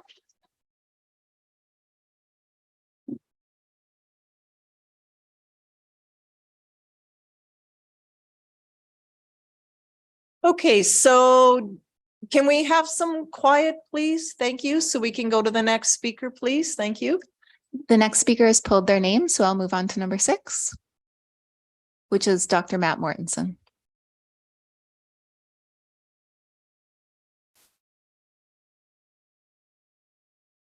I have 2 questions to start. I will read the first one. I will pass you the note. You might need to bend the microphone closer. I have just two angle it 2 down. questions to start. The first question I'll read, the second one, I'll just hand you the note so you can read because I don't want to waste my 5 minutes. By the way, thank you for the time to speak, Council Mayor. Can we consider reframing DPA number 3 in terms that specify where it does apply rather than a blanket with exceptions to that blanket? So it is very, very clear by the number of people in this room tonight, by the amount of letters that were submitted online, I stopped at 140 complaints, that there is certainly a major communication problem between the District of Sooke and the public. Most people do not understand the bylaw and the effect it is going to have on their lives and their properties for the rest of their lives. There is not enough information and it is really unclear. It is not an easy document to go through. And I do remember your last council meeting, you all agreed that it had to be clear to read for everybody, and it's not. It's very confusing. So I also believe that the consultant has failed to understand some unique characteristics of this community. And I'm going to give you a good example of that. For example, under the park plan environment, page 65, it talks about the regulations regarding shoreline management. It mentions that there isn't many. And I'll quote, "There are few regulations regarding shoreline management, and given council's focus on climate change and the public's interest in protecting natural assets, it would be appropriate to protect and enhance shorelines." So let's talk about enhancing shorelines.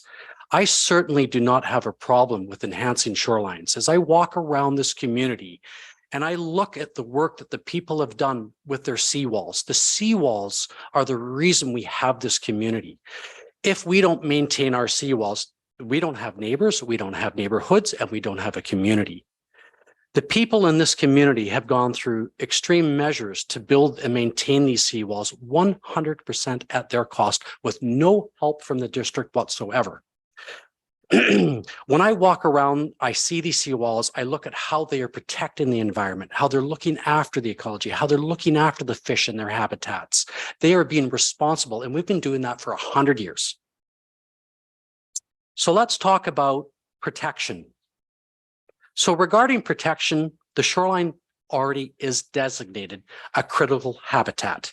In fact, the entire Sooke Basin is protected, and this is overseen by the Federal Department of Fisheries and Oceans under the Fisheries Act and the Species at Risk Act.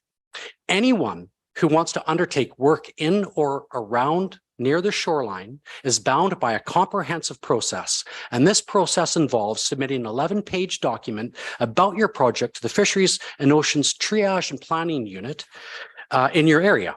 And they're all across the country. This triage unit has developed a fish and fish habitat protection program that ensures compliance with relevant provisions under the Fisheries Act and the Species at Risk Act. They review your project on behalf of the Canadian Nuclear Safety Commission and the National Energy Board. They review it, and then once they review it, you request your review. They determine whether or not your project is in a protected or sensitive area. And I've already mentioned that we are in a sensitive area, and so therefore we are subject to heavy regulation and enforcement.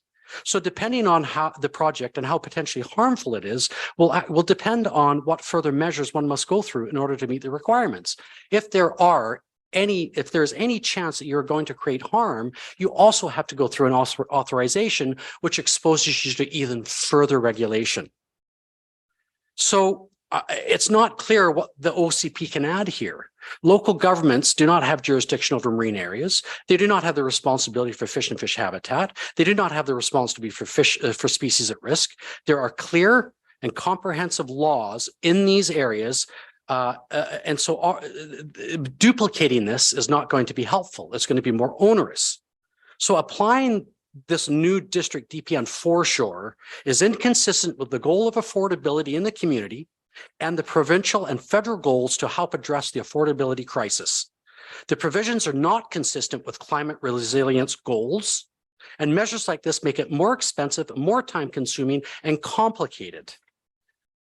Some of the job of the local government is to support its residents in responding to climate change through responsible stewardship, not making it more onerous. anytime we have called the Souk district about a problem on the shoreline, whether it's a dead animal, bloated, whether it's pollution, abandoned boats, anything to do with that, their reply to us is it below the high water line? If it is, it's out of our jurisdiction, call the DFO. I want to talk about. Thank you, Dr. Mortensen. We're at 5 minutes now. So 5 minutes? Yes. And there's a lot of other speakers, but thank you. There will be second time speakers depending on when we get there. So I cannot say that it would be today. It may be at the next scheduled committee of the whole. Okay, I just mindful of how long people are wanting to stay and stand for. Okay, councillors, as mentioned, I would sort of regroup after 5 speakers. So we're at the 5th speaker. Can someone just turn off that microphone for just a second, because it just picks up all the audio in the room. And I know there may be folks viewing the YouTube at home. So there was a number of items raised here. And as you can see, different takes about the shoreline in particular, and that's likely why many folks are here with us today. So perhaps we can group on this, and maybe some folks will feel comfortable leaving or not. That's up to you. So I just want to make a comment just before I go into those questions about the boardwalk. That was constructed before I was elected, and it was finished around that time. So 2008 or 9-ish, I believe. And there's been nothing done since then. I think it was 14 years ago. There's been improvements to Keynes Park. That was a parcel of land that was dedicated to the district of Souk. We made egress to that park, improved on it for students, in particular, children of Souk Elementary, to access that particular park. We took out and followed process to do that. There's been improvements to Whiffen Spit Park, notably a washroom and some trail improvements, also by following archaeological studies and doing the like to ensure that those were sited in the appropriate location. And there were also some structural improvements, or I think the staircase at Murray Road, that was improved. An archaeological process followed to ensure that we weren't rebuilding in the wrong place, but we did those things, as well as some repairs to the staircase in Whiffen Spit on, I forget the name of I'm forgetting. Yeah, like down the bluffs. I'm pointing over that way. But that's where we've done those improvements. But otherwise, the focus has been on the immediate needs of infrastructure, connectivity, and trails and the like. At one point, there was sort of a commentary that we should have access somewhere from the Souk River to Whiffen Spit. How that will be achieved, I don't know. It's just that's something that some members of the public have expressed that they would like to see. I sort of felt that it would probably be a nice way to show a map on where you would follow the Marine Boardwalk, and then you would come up and you would cross through Village Foods and carry on. And as different properties developed, you would continue down. But it's never been, let's prioritize building a new boardwalk above everything else. In 30 years, would a council want that? I don't know. I can't say if they would or would not. I have no idea. Anyway, but we have some questions. Maybe what I'll do is I'll open it up to staff first, just if there's anything that you wish to respond to at this point, and then I'll ask members of council to chime in. I get this here. I'll just make one other comment just in regards to the Sauk Nation. They are a separate government, much like Metchosin. I can't tell Metchosin what to do.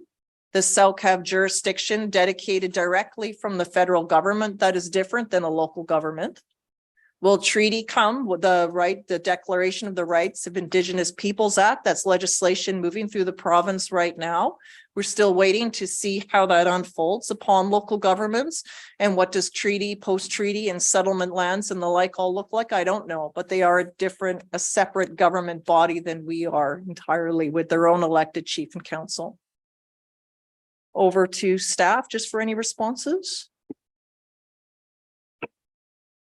I'm just, I understand the process that's been set out. I'm certainly happy to address a number of questions, but I know there's a number of individuals. I know also in the lounge, there's a number of individuals waiting. So certainly staff's intent is to come back with a report on July 10th to answer a lot of those questions. So in the interest of time, I'm happy to defer those responses until July 10th, or based on council's direction, proceed with answering a number of questions.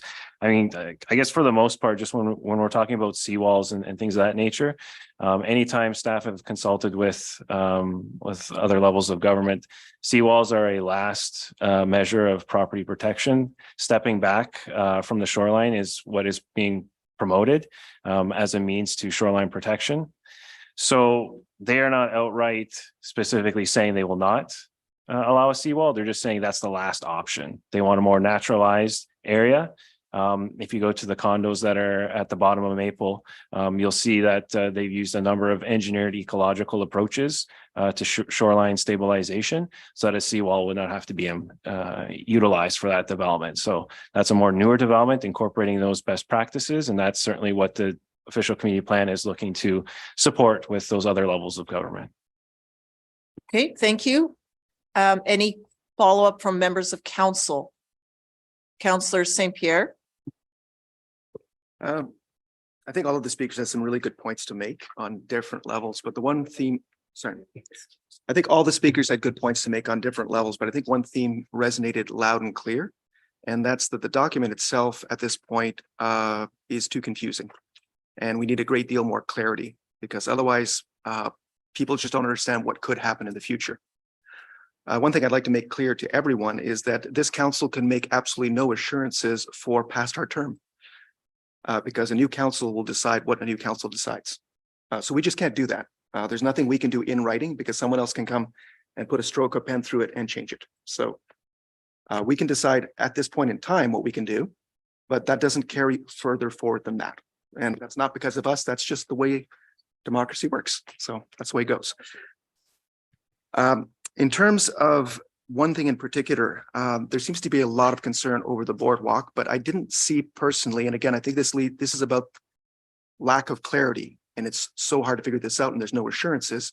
I didn't see anything that indicated that, except for larger developments where a development permit was needed, that there would be any pursuit of any sort of boardwalk easements or any such thing. But I'm not clear on if that's the case. I would like to have some clarity on that. And then in the future, I'd love to have some clarity in writing in the document to make sure that single family detached private homeowners are not looking at this sort of thing in their future and don't have to worry about it. Certainly, I picked up on similar comments in terms of clarity, and that arose again from the May 7th open house that we had last year, where we added those additional exemptions, and we didn't add any additional ones before today's meeting either. These are the exemptions that have existed for close to a year now, last September. When it comes to boardwalks, you're correct that we would anticipate those to be more in line with our town center area, where you would have commercial and larger scale developments of a residential apartment or condominium. And we would look through a rezoning process to see if we, one, have that in our plans to acquire for a boardwalk, and two, what the timing of something like that would be working with that developer. For all other properties throughout the coastline of the district of Sooke, I can't say that I've come across in our documents that we're putting a, from the boundaries of the west to the east of our community, a boardwalk all along the foreshore area. So no, that's not the intent.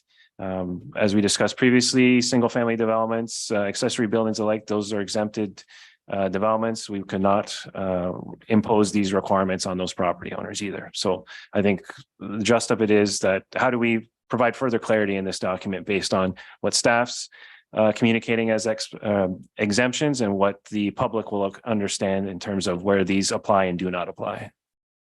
Thank you. And I have a small follow-up question or a comment. I think that in all this, the district and staff has been laboring with previous documents, previous dotted lines placed, previous language, and that language and those layers of historical confusion are not helping us. I think in some ways what we really need to do is to come back to some very simple language that someone coming out of grade 6 could understand. And I know that that's a real challenge for an organization that traditionally is using language that is not very easy to understand. But I think this is a good chance to actually try and do that, because I think it'll actually reduce stress, anxiety, and just make our jobs all a lot easier. Okay, Councillor Beddoes, then Bateman. Yes, thank you, Your Worship. There were some very good points raised there. And again, I heard a lot of fear and lack of clarity about the intent. And I think that can be fixed up in language. Whoever mentioned the 7.4, there certainly needs some more clarity there. And that's good. That's exactly what we're asking for. Unfortunately, we're running into a problem with the Parks and Trails Master Plan and the Transportation Master Plan. When they were formed, someone drove a line, went through three people's property, and it gets them all upset, and rightfully so. We don't have any intentions of expropriating land, putting boardwalks in front of your property. That's not what we do. A, we wouldn't have the money. B, we wouldn't want to do it. This council, I know, is pretty adamant about that. About the absolute question of putting in the OCP, we could put it in the OCP, but you know what? The next council can just vote to ignore it. So that can be done. So where we can only give another 4 years of certainty on this, but as long as I'm sitting here, I will not do that. So you will not have a boardwalk. I'll just share that obviously an OCP process, even if a council were to amend it, invites the public to say, we're changing the visioning document. What do you think about that? And the public, even with the changes that the province is making to the Housing Supply Act, encourages public participation. So I just wanted to say that it can't be easily amended without the public involving. There's notices that have to go out, and a councillor, if this was adopted, would need to make a motion directing staff to do something, which means that councillor or mayor would need to convince others at the table that amending the OCP to put in the boardwalk is a good idea.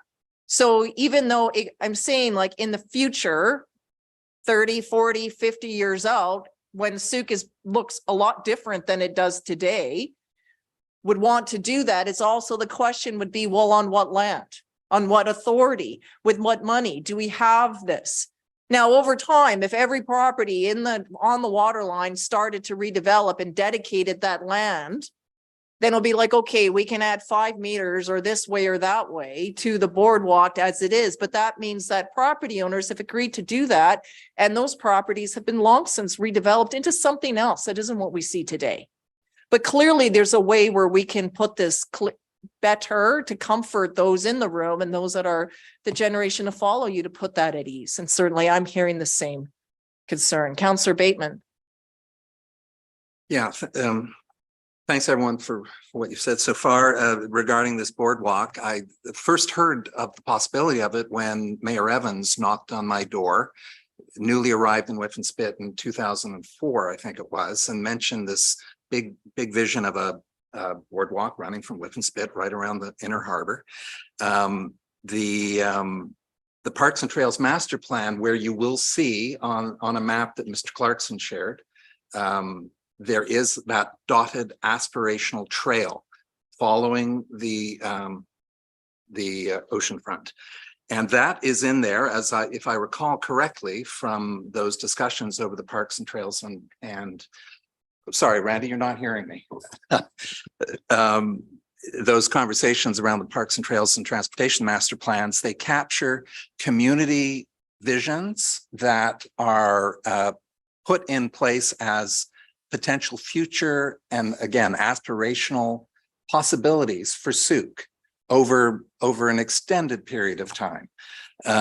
Likewise, in the Transportation Master Plan, if you look at those complete build-out routes, there's actually a road up in the potholes, which would connect at the northern boundary of our community, crossing the Souk River up at that upper edge.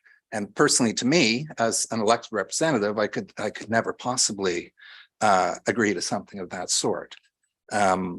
So as the mayor very clearly stated there, it will require future councils, future public hearings, future all sorts of things that to make this possibility real. In terms of clear language in the OCP, I'm a fan of this OCP to a large degree. I agree with Mr. Miller. Let's have some really clear, clean statements. Some or all of these requirements may be waived for minor projects at existing residences. And as much as the exemptions say as much in their own chapter and verse way, it would be good to have those nice, clean statements to put people's minds at ease. I'd like to thank Mr. Moss, Chris and Lynn for their opening statements regarding metal roofs. I think a suggestion for metal roofs. It's interesting to me that at the start of the development permit section, there is a statement that makes clear that these are guidelines. They're not requirements.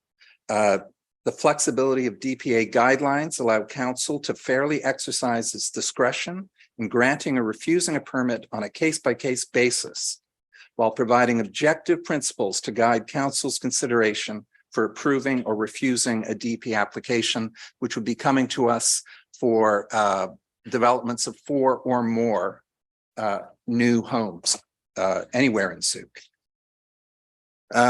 Chris Moss and the metal roofs.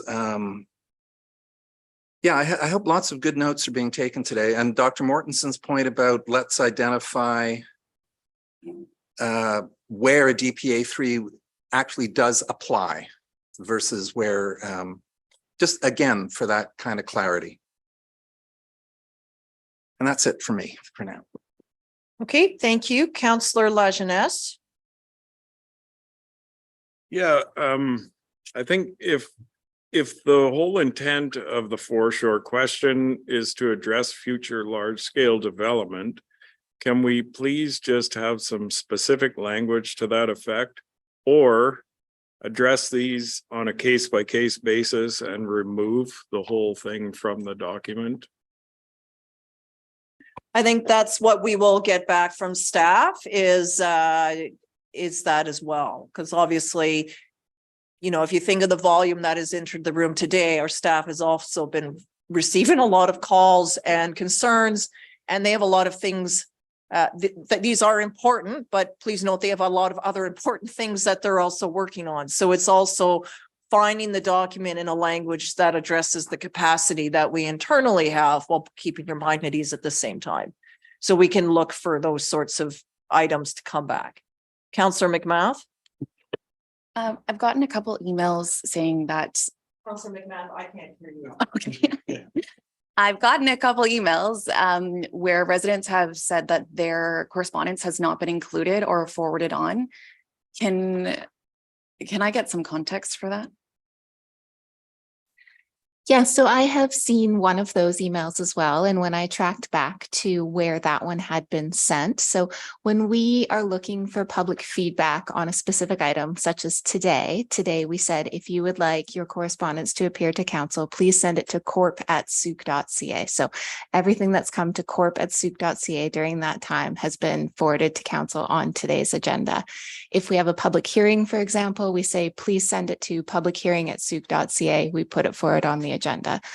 At times when we're not soliciting specific public input, things that come to info@sooke.ca are sent to council in a weekly email. Every week, council receives them in full.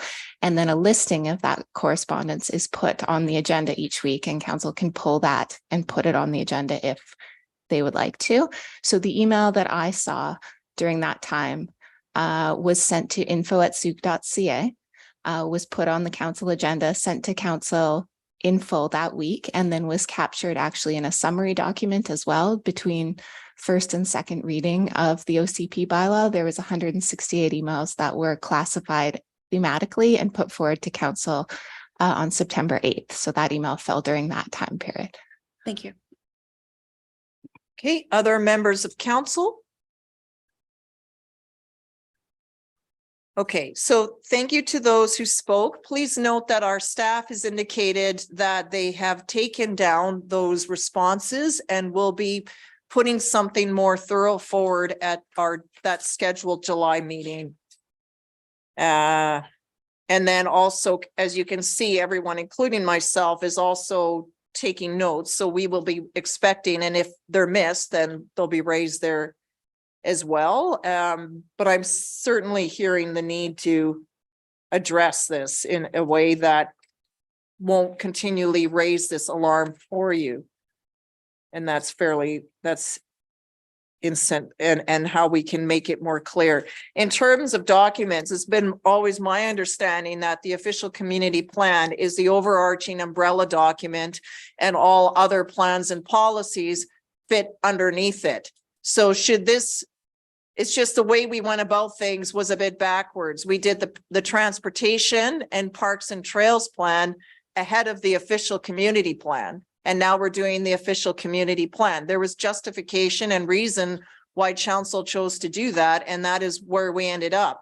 Those documents can also be amended. Now, and that's why we have that report that says, okay, like get on with adopting your OCP. So when we adopt that, then everything else needs to fall into alignment below, because that is the governing document. And what that looks like will then be a question from our staff when we get to that process and what the next steps are. We've adopted the OCP. Now, what do we need to do? There obviously is, in some ways, other documents that need to be refined accordingly. Okay, council, so we'll move to our next 5 speakers. So the next 5 are Merv Brooks, Christina Sullivan, Narissa Wick, John Broman, and Gunter Reaper. So to go back first is Merv Brooks.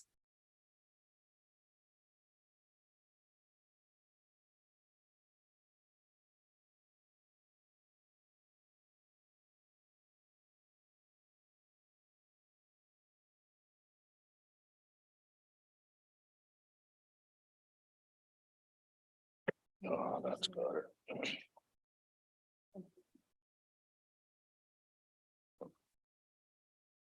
Okay, my name is Merv Brooks. I'm writing this letter as a concerned waterfront property owner of 1643 Whiffenspit Road, Lot A, Section 5 Plan V1P 15023. And foreshore lease Lot A, Section 5 Plan V1P 15023 for private mortgage. I've lived on this address since 1960, which is 63 years.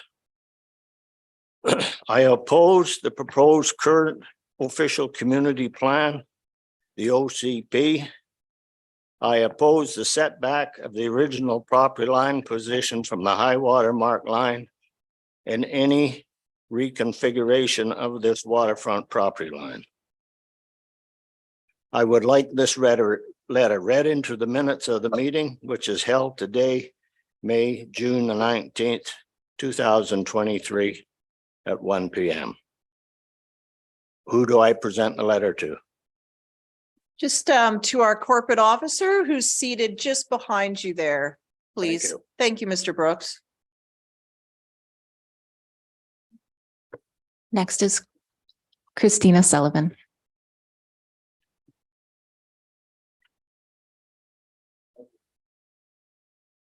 So good afternoon, Mayor Tate, council members, District of Sault staff.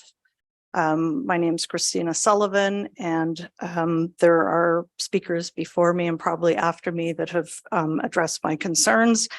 But I did say to some of my family, friends, and neighbors that I would get up here and speak, and just that we've submitted emails and I understood that they're going to be taken into consideration. So I just wanted to share some of the comments I've heard out and about, in the grocery store and such. I'm going to say that, and then just a quick follow up, and I'm done. Some citizens not wanting to be known as Souk Ford, and I thought was an interesting comment. Souk has no parking. Glad we're moving away. The traffic is terrible, and that kind of broke my heart. But so moving forward, I'm hearing that we're going to have revisions to the OCP and keeping in mind the concern groups, residents of Souk. And I'm just asking and making no assumptions that going forward that we keep in mind our community, collaboration, consultation, communication, compassion, common sense, source of local knowledge, and without discrimination. And I'm not saying that none of that didn't happen. It's, we need to encourage that as a community, I think, to move forward for past, present, and future generations. And wow, that's done. I wouldn't want to got a penalty for 5 minutes for fighting, because that's a long time. Thank you very much, Ms. Sullivan.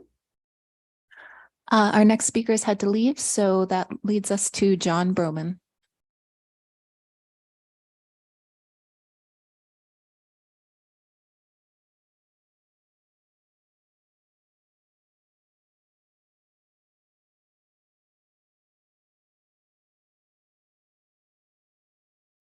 I sit down, I can't get up.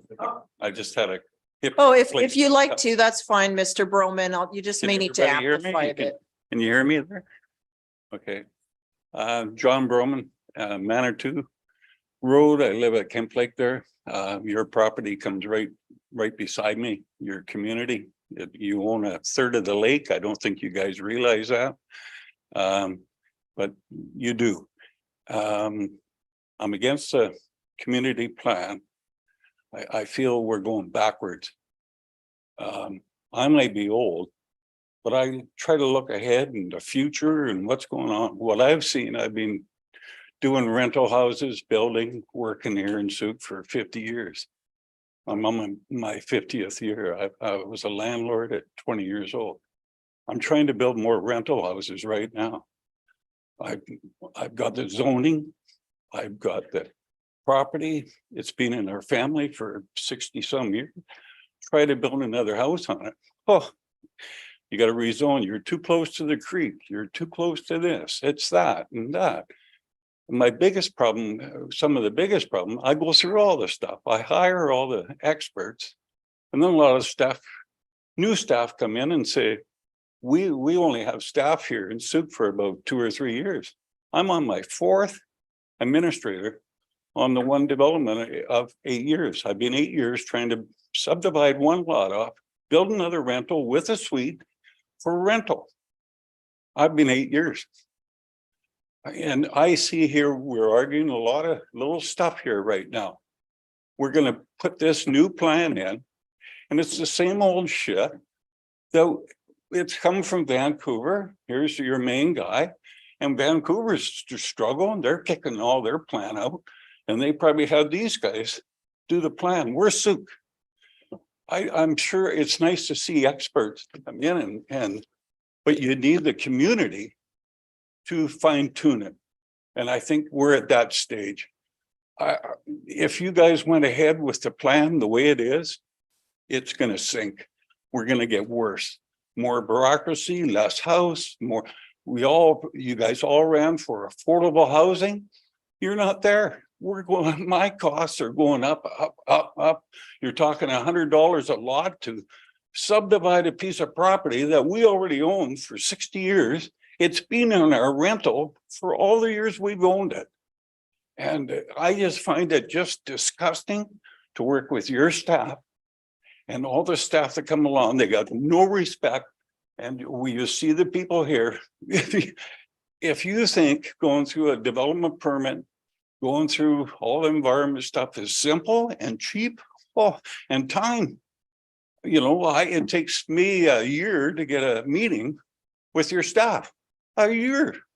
I'll want to talk to them because they're, we got problems here, John. You haven't done this, you haven't done this. And it's unacceptable. If we go ahead with this plan, we've gone back 50 years. You're seeing everything. We should wait until the government comes out with their new government policy and follow along with that. You just explained, Madam Mayor, that you put your roads and park trails ahead of the plan. Now you're going to have to go back and redo them because it didn't match up with the plan.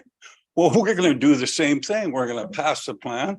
Government's going to come out and say, you know, this, you know, you're not doing this. You're housing your setbacks. We're talking about burning. If you're over 70%, up to 70%, you can get a building permit and rebuild. We sat, a few of us guys in Soup, we sat on Soup, we fought this, well, it would be 20 years ago. And on the community plan, that all existing dwellings on the waterfront are, they're there, they're grandfathered. You got to write that in, that they're grandfathered. When they go over 70% on a burn, you have to go to all the new rules. There's that time limit. If you're a single family house, you would have to, and if you got to move your house from 50 feet up, that's fine. You made a good point on if it's apartments and that. Single family houses shouldn't be getting involved in all this rezoning and all that stuff. You know, the zoning is zoned. If you're at the bottom, it's you're allowed a house. Maybe on the new government laws, we're going to be allowed 4 houses. So it should be. You know, what's the difference? And we're all hung up on zoning while you're zoning. Zoning is just a word. I can change the zoning with the deal. Is it single family? To me, it's a terrible plan. There was no Okay. input from the. Thank you, community. Mr. Broman. Okay. This thank is you. why we're here, is to hear from the public so we can address the concerns. Okay, the next speaker, please. Gunter Reaper.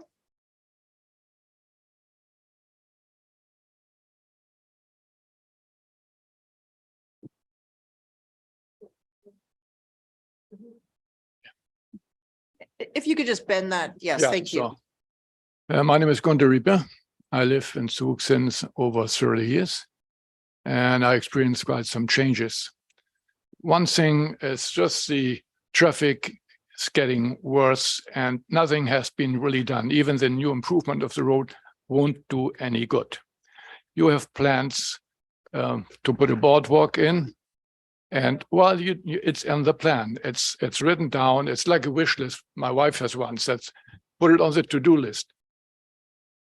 Even if it stays there and it comes up again, it creates a lots of friction. You see the attendance of all the people here. Why don't you take that off, that subject? Just ask it, take it off somewhere in the drawer. And if you have the money to do anything like this, maybe you can just try to talk about it, to realize that. But right now, just get the people some peace and take it off. Just don't talk about it. Take it off the plan.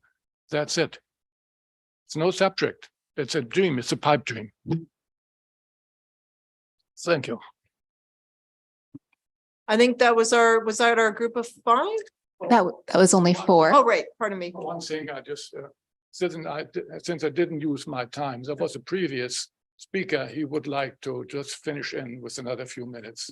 We have other speakers, so we're going to be moving through the queue. Oh, okay. Thank you.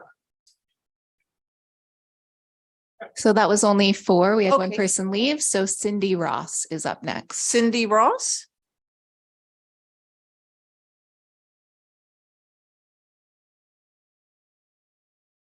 Good afternoon, Mayor and Council. Thank you very much for your work on the OCP. I'm going to be real quick here. Councillor St. Pierre kind of summed it up. I'd like a lot more clarification. I'd like the dotted trail documents removed from the OCP. My address is 5229 Souk Road. I'm the Blue Daycare. My property is already separated from the Goose. I should say my family's property. We're second generation. We're right now trying to make it our third generation property by housing our 20-year-old children on the property and looking at development there. So I'd like to oppose 7.45 because that will definitely make it impossible to house our children on that property and cancel our public service. It greatly, we wanted to be proud of this property, make it a generational property, serve the community at the same time, and this is going to cause great difficulty. So like I said, I'd like some clarification and oppose 7.45. Thank you. Okay, thank you very much. So that was our 5 speakers. Just off the top, if I could just ask staff, where does it say in this document that we're building a boardwalk?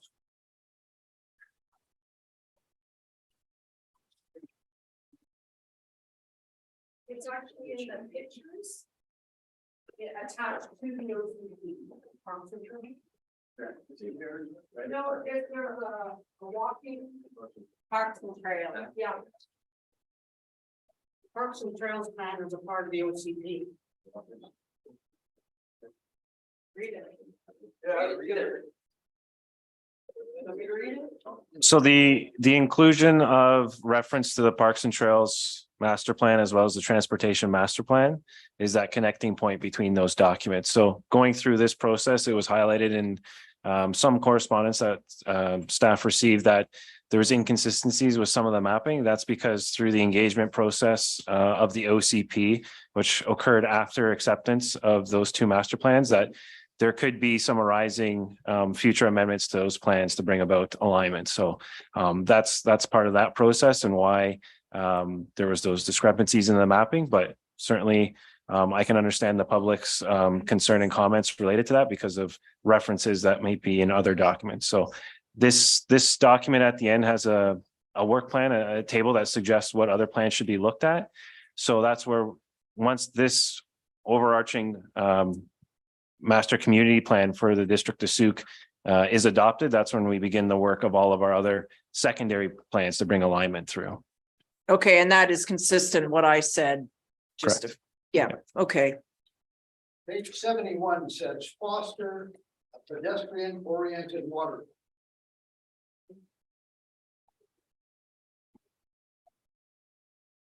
Okay, so like Whiff and Spit is a pedestrian orientated waterfront. That we're improving that park. We're going to be doing a master planning to look at how we can balance the ecosystem with the human impact that's occurring over there. It's really busy down there. So that again is unconnected.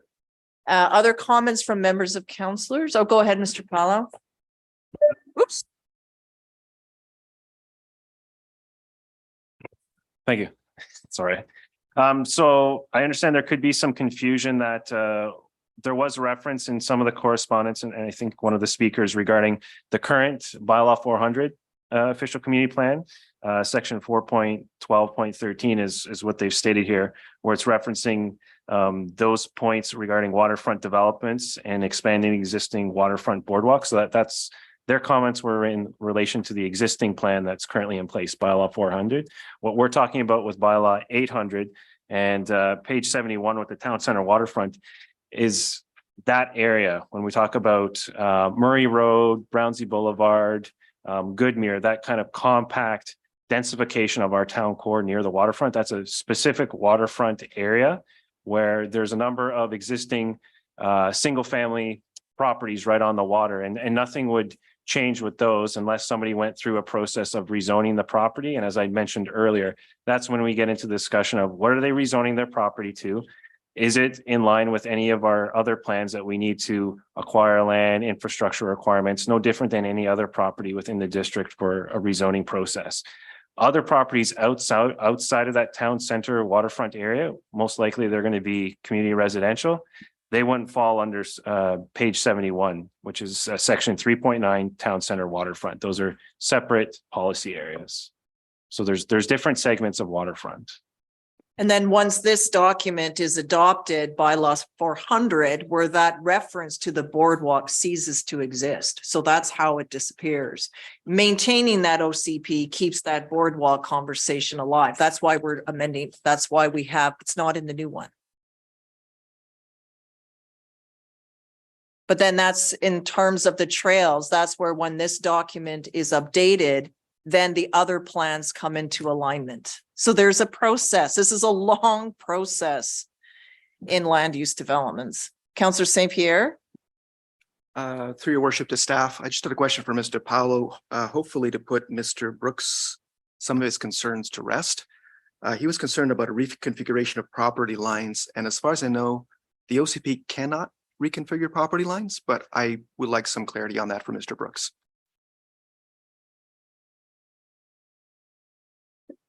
Sorry, I'm just going to quickly go to my notes just So yeah, the reconfiguration of property lines. So when we go through a process that reconfiguration is applicant driven or landowner driven through subdivision process. That's how you reconfigure lines is you go through a subdivision process. You meet the necessary bylaws, policies, requirements, and then if acceptable, the district can have that approved and they can go register their new lines, their new property boundaries at the land titles office. So I'm not certain specifically how those reconfigurations. So just to put this into plain speak, unless Mr. Brooks was to step forward and go to great effort, time, and expense to reconfigure the property lines, the district has no power to do so and would never do so. I can't, I'm trying to think of an example where the district would be doing something like that. So yes, the applicant would have to come forward with a subdivision application to reconfigure those lines. And that's typically a subdivision. Thank you so much. I also had a follow-up question with regards to, is it actually legally possible, and maybe this is a question to be answered later, to actually grandfather certain properties within the district to 100% despite the 70% rule and not others? Or would this be a situation where it's one or the other? And I don't require an answer, but I really would like an answer in the future. And finally, I was not actually sure what section 7.4.5 that Ms. Ross brought forward might be. And I would love to know what that was exactly. All the guidelines. I'm struggling between the OCP and other options too. Thank you. 7.4.5 are guidelines. I think it all relates to the DPA 3. So I think that's where that section in particular would need to be examined. Right? Well, the page numbers all differ because I have page 303 and 187. It depends on how you've printed the document. That's all part of DPA 3. Like I have page 303 of 727 is all related to 7.4 and the DPA 3 for the foreshore. So that's where I'm hearing there may be a way to explain that language differently when it fits under more rezoning because the exemption piece is getting missed each time. Thank you. That's all. Okay, other counselors? Go ahead, Councillor Bateman.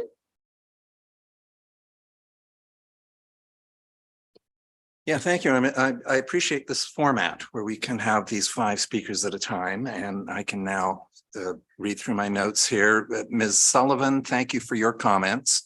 Sad to hear. I've heard also, glad we're moving away. The traffic is terrible. I've heard that from a couple of people who are longing for the small town that they may have arrived here 30 years ago. They're going to go find it in Saskatchewan or Alberta. But one of the key points is one of the key points here, I hope you've all had a chance to really delve into this document. There is an awful lot of rich, future-oriented content about how the community envisions Sooke evolving. So just on the simple matter, not simple, it's a hugely complex matter, parking in the town center, action item number 17, town center parking management study as a short-term priority. So I think this document recognizes a lot of the issues. Item number 14, support the, that's the transit exchange on Wadham's Way. The transportation master plan very much focuses on the development of the connector route, right? Our bypass route, Phillips, Throop, Wadham's, Grant Road, and out to the highway again. So there's a recognition of some of the deep flaws in this community and some practical approaches to addressing them over the short, medium, and longer terms. Mr. Broman, thank you for that. I did not know that a third of Kemp Lake was in the district of Sooke. So that's something new to learn every day. And yeah, those long-term wishes on the to-do list. It's an interesting thought, right? Do you dream big and let future generations determine how Souk will unfold and share that kind of visioning? Or do you just keep it clean and clear here and now and allow future generations to figure it out on their own? So that's an interesting thought. Okay, other speakers? Or pardon me, of council? Yeah. Yes. I had one more. Oh, go ahead. And that related through you to Mr. Powell. In one of our submissions, there was a reference to the fact that a number of municipalities are placing their development permit area guidelines into the zoning bylaw and leaving the OCP as a more policy oriented document. Could you comment on that? I read that piece of correspondence as well, and there's a couple, actually more than a couple municipalities that were going through official community plan reviews here in the Capital Regional District. And from the information that they had available on their website for their either draft plans that they have written or ones that have been recently adopted earlier this year, I was able to locate that their development permit area guidelines were contained within their official community plan. Some chose to keep it as a separate appendix so that if you opened up the policy section, it was about 100 pages or so, and you go to Appendix A and it was another 100 pages or so for the development permit areas, but that's where those were contained. Is it in fact easier to amend a zoning bylaw versus the OCP, or is it about the same volume of work? It's dependent on the content of what the amendment is trying to accomplish. A lot of times through a zoning bylaw, that's more at the local level of what you want to change in your document. So it may be perceived as an easier process. We could get into situations with the official community plan where you have to go to the Capital Regional District for approval there. There might be other provincial bodies that feel a need to weigh in based on whatever that amendment is proposing. So I can't say specifically one is easier than the other. It's case by case.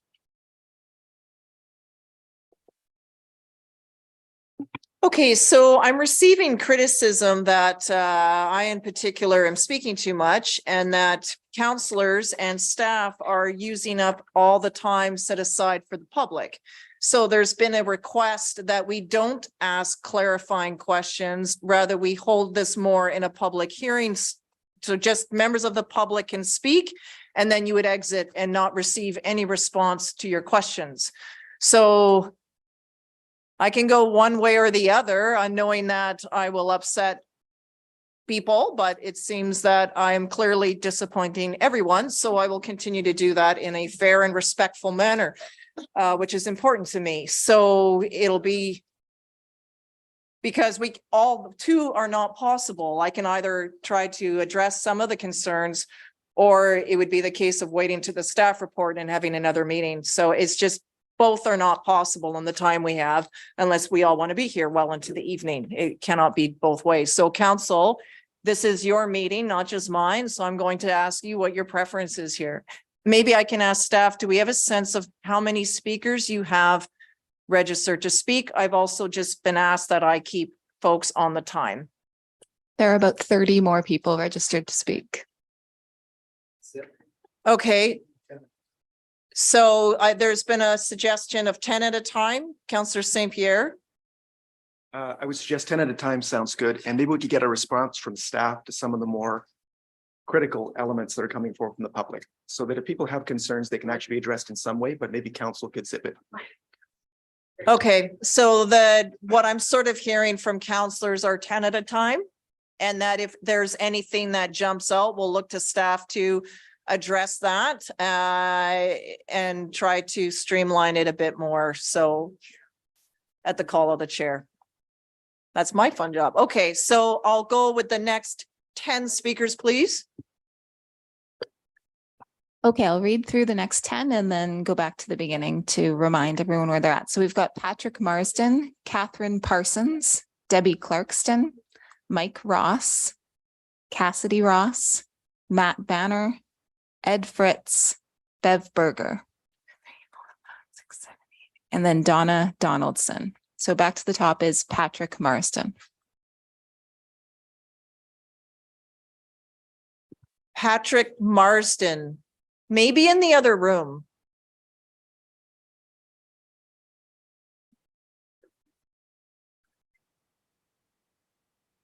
So Patrick Marsden? there is a short delay in the other room, so maybe I'll say the names again. So if anyone's in the other room, there are seats available in here now. If you hear your name on this list, you may want to move into council chambers. Patrick Marsden, Catherine Parsons, Debbie Clarkston, Mike Ross, Cassidy Ross, Matt Banner, Ed Fritz, Bev Berger, and Donna Donaldson.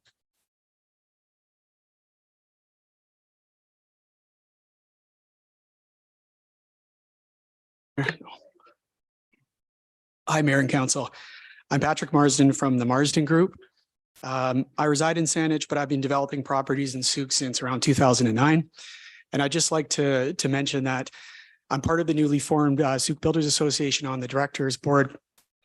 So Malcolm McNaughton will be speaking a little bit later representing our group. So this is more just me and how the OCP affects my business and speaking to those points. So the first thing I'd like to speak to is the removal of prescriptive language in the OCP that I think needs to happen. Revise the draft OCP so that it reads like a guide as intended. Remove prescriptive language like require, must, and shall. So as an example, DPA 1, section 7.2.5.1 says a minimum of 10% of building electricity demand shall be provided by solar.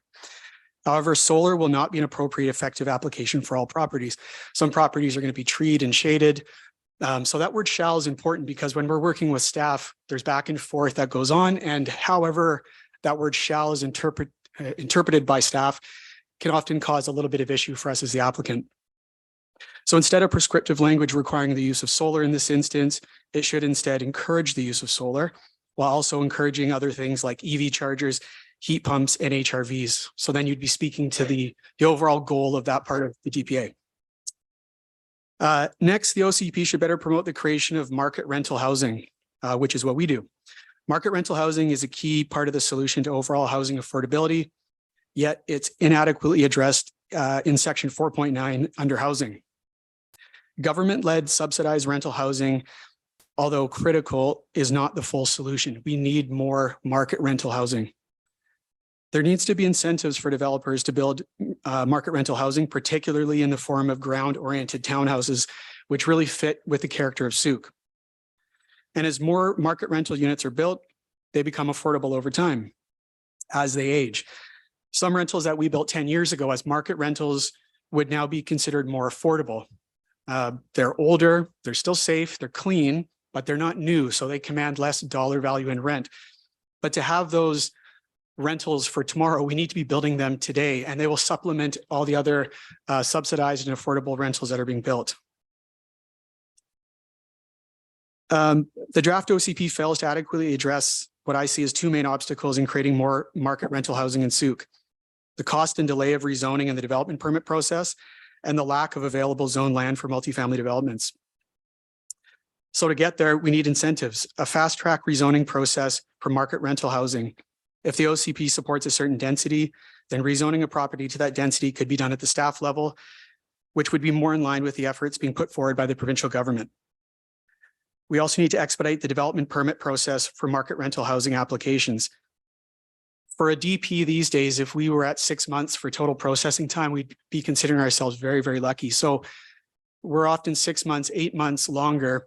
And if you couple that with the rezoning processes, the subdivision process, let alone the building permit process, which is a bit of a different story these days. That's why you hear applicants say these things go on for years and years and years. And so we have to find a way to expedite the processes, and those should be reflected in the OCP. We also need to see creative solutions like reductions in DCCs if an applicant secures units as rental for a prescribed period of time. One way that this can be done is by entering into a covenant with BC Housing, which secures those rental units over time, oftentimes could be 10 years. The third item I'd like to speak to, and Malcolm McNaughton from our group will expand on this a little bit later, is some of the issues that I have with the DPAs. So here's a few of them. Duplexes should be exempt from DPAs generally, regardless of lot size. And this will be particularly relevant if the provincial government implements blanket upzoning to allow up to 4 units on single-family lots. Next, 7.12 introduces a development approval information area bylaw that allows for development approval information reports. This is not necessary if the district has a development permit process in which proposed developments are already evaluated for impact on the community. DPA 1, which is energy, water, greenhouse gas, I believe is not necessary because SOOC has adopted the BC step code. I also would like to see an implementation and staffing plan. Application processing is currently backlogged, and surely the additional DPAs would add to this growing issue. DPA 8 has basically 7 pages of guidelines.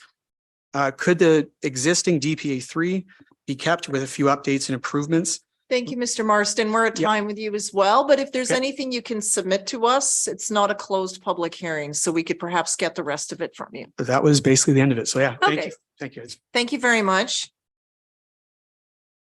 Next is Catherine Parsons.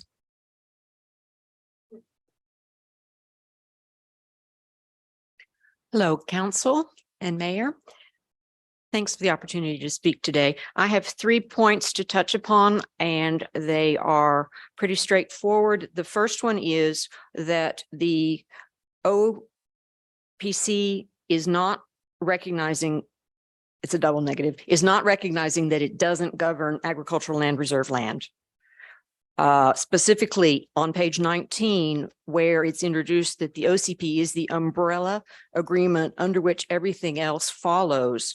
There is no mention of the fact that ALR lands are governed by the ALC Act and regulations, and I have some suggested language here, and any district plan strategies and bylaws enacted and works undertaken must be consistent with that ALC legislation.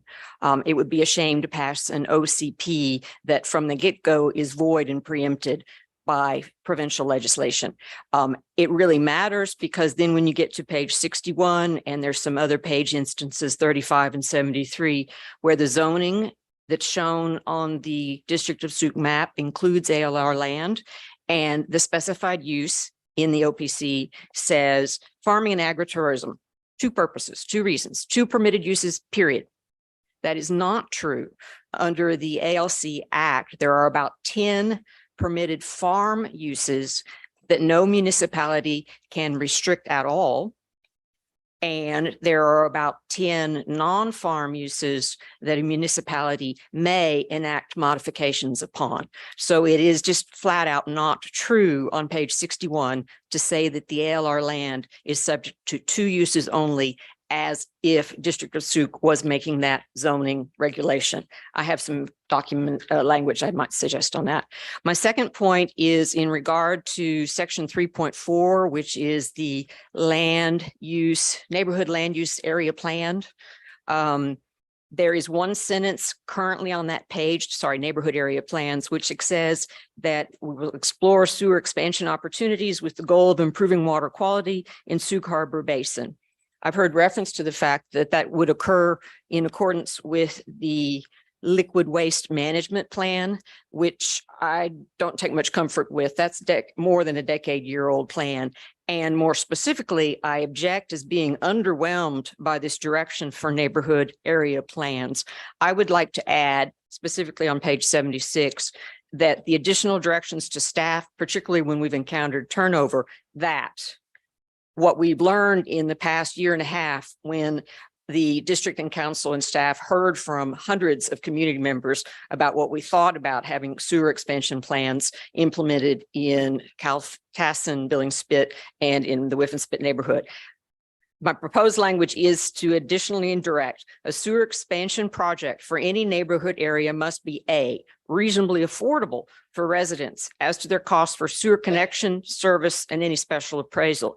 B, proposed by a resident-led local area petition, or if proposed by the District of Souk, affirmatively voted for by residents, and not a petition against. C, supported by monitoring data demonstrating that multiple failing septic systems are a primary pollutant in Souk Harbor and Basin. And D, size to zone neighborhood density. All of these points were made at length and heatedly in the prior discussions. I don't want to be looking down the line and having to recreate the whole scheme of what needs to be considered if we start talking about sewage expansion plans in those two neighborhoods. Related to that, on page 161, the specific land use point 1, initiate neighborhood area plan process for Billings, Kaltassin, and Whiffenspit. The time frame is contingent on sewer servicing strategy. That doesn't make any sense. You don't adopt one strategy of one part of a neighborhood area plan and not do the rest at the same time. That should be changed to either midterm or long-term. It just doesn't make sense as written. My third point I was crystal clear on until I came to this discussion. It concerns how the OCP interplays with the Parks and Trail Master Plan. There are the existing plan from 2020, which is pretty new and had obviously been worked on very hard with a lot of public input, has a tremendous amount of good stuff. Having just heard that it's in the flow down of what will be modified to go with the OCP, I'm troubled because I don't want all the work in that Parks and Trails plan thrown away. Specifically, the OCP is good about referencing to Parks and Trails plans as set forth in that plan. Almost out of time. That's at time. Okay. May I make one more point? It's important. Very, very quick. In the OCP, we talk about protecting Souk Harbor and Basin. All of those places should also mention the West Coast, where that Souk Bluffs area is, in all the waterfront to be protected. Thank you. Thank you very much. Next is Debbie Clarkston.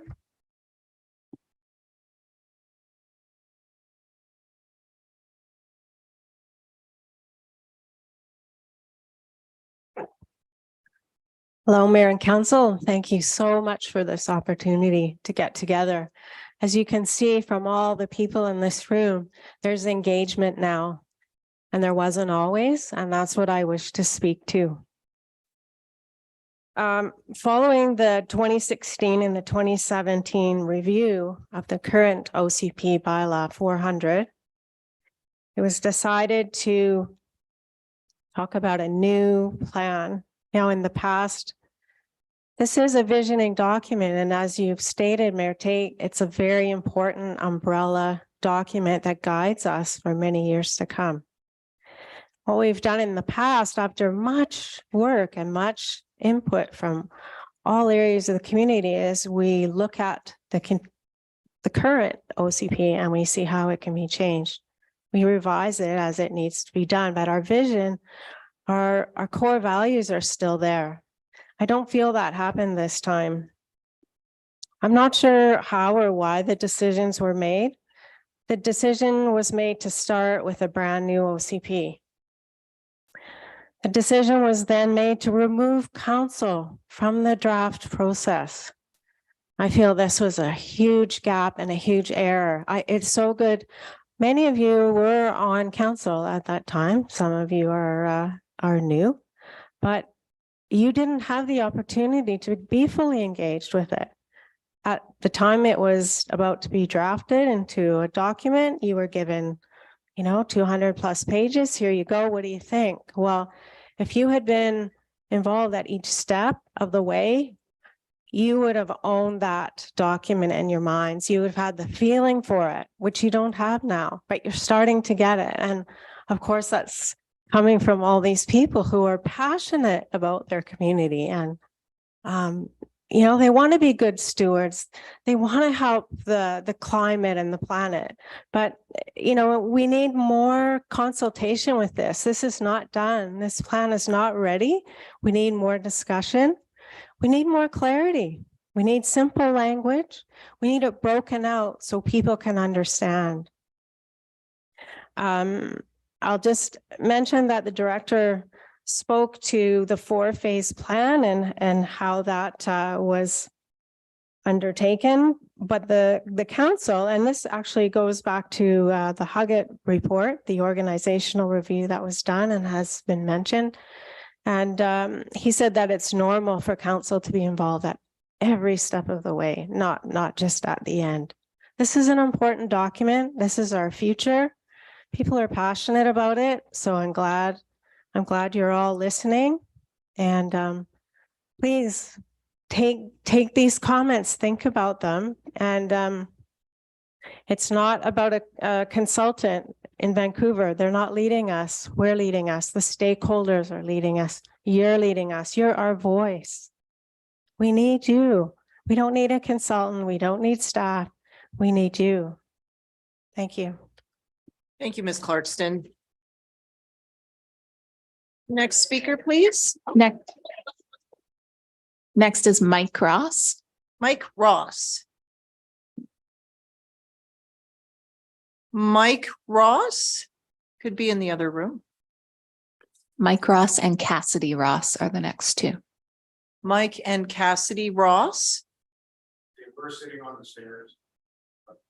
like out the door there. I know his dad left. I know Cassidy left. Okay. So maybe if someone could just see if they are outside still, we can go to the next speaker and then we can come back. After Cassidy is Matt Banner. Matt Banner. Is Matt Banner in the other room? Does anyone know? We'll just check.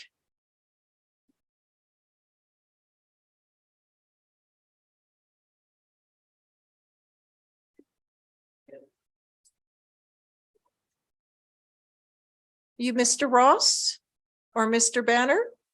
Mr. Ross. Mr. Ross. Okay, welcome, Mr. Ross. Thank you very much. This is on. Basically, I'm not going to be long. What concerns me has already been expressed. And I know it's not about individual homes, it's about the community, but I thought I'd just share a little bit about my family history. My grandparents bought that property in 1972, the property that we have at 5229 Souk Road. I have to apologize. I'm not a very good speaker. This is really not my element, and I wouldn't be up here if I didn't feel I owed something to my grandparents to speak. The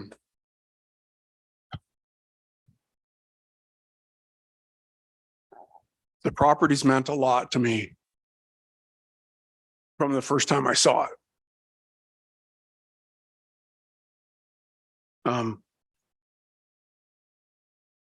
It was basically given to me when my grandparents passed away. That hasn't been easy. I'm not a rich person. I'm not the kind of person that was ever designed to own a piece of property like that and hang on to it. My grandparents wanted to make sure that they could show their kids and their grandkids what good, hardworking, regular people can do if they put their mind to it. They bought 60 acres in Souk. When their friends said, Souk, why would anybody ever want to go out there? But they knew different. They loved it. They knew one day it was going to be the place everybody wanted to be. And they wanted to be able to do that they knew they weren't going to be able to use it. They knew that by the time it got to that point, they'd be gone.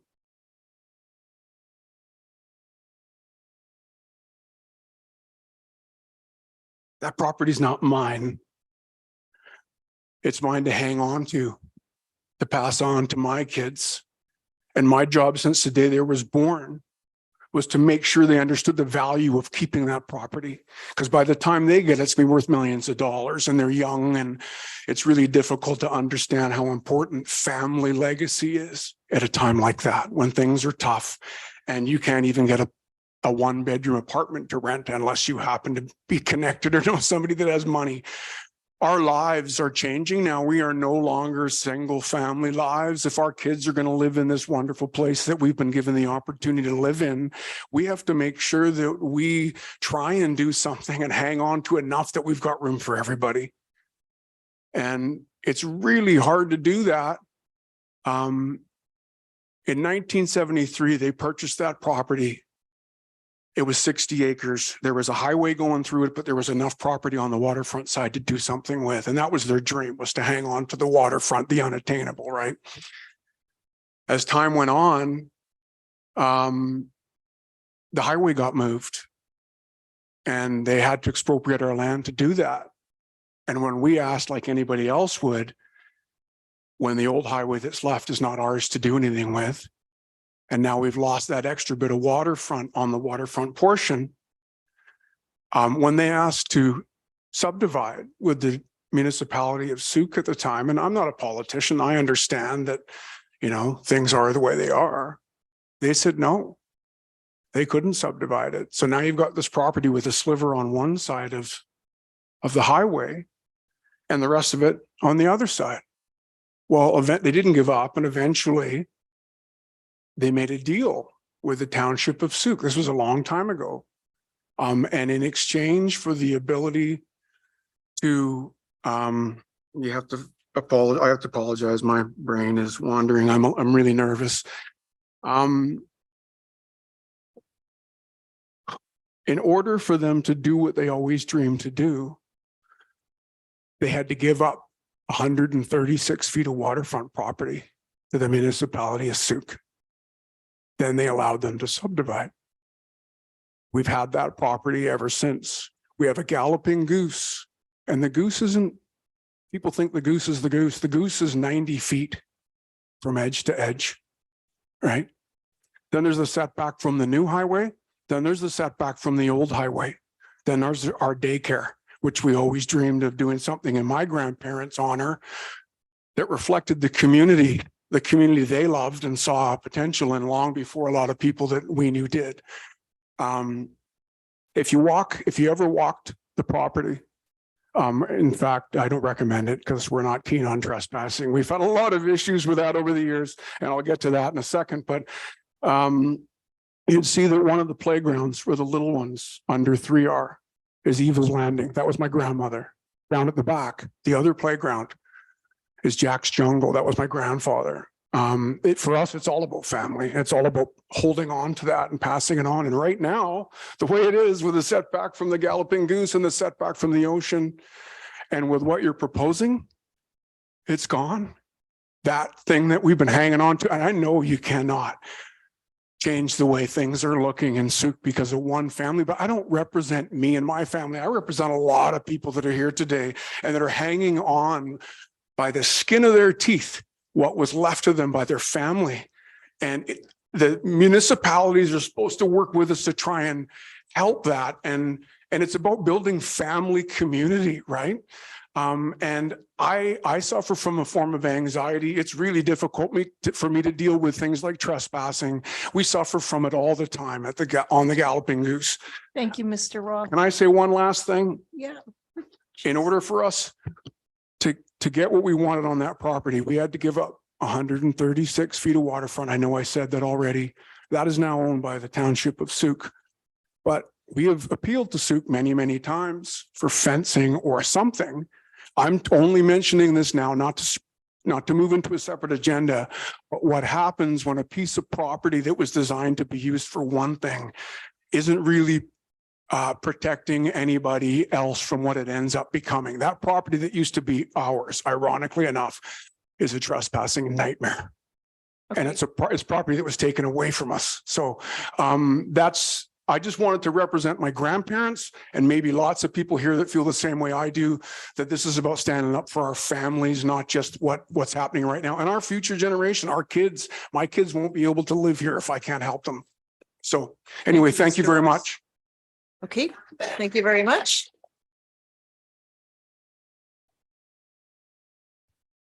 I understand Cassidy Ross won't be speaking, which takes us to Matt Banner, Ed Fritz, and then Bev Berger.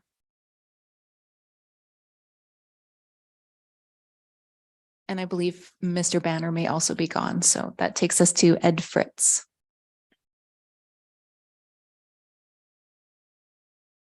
And just for viewers in the other room, there are some seats opening up in chambers now if you wish to shift in. Thanks for letting me speak on my term here. I'm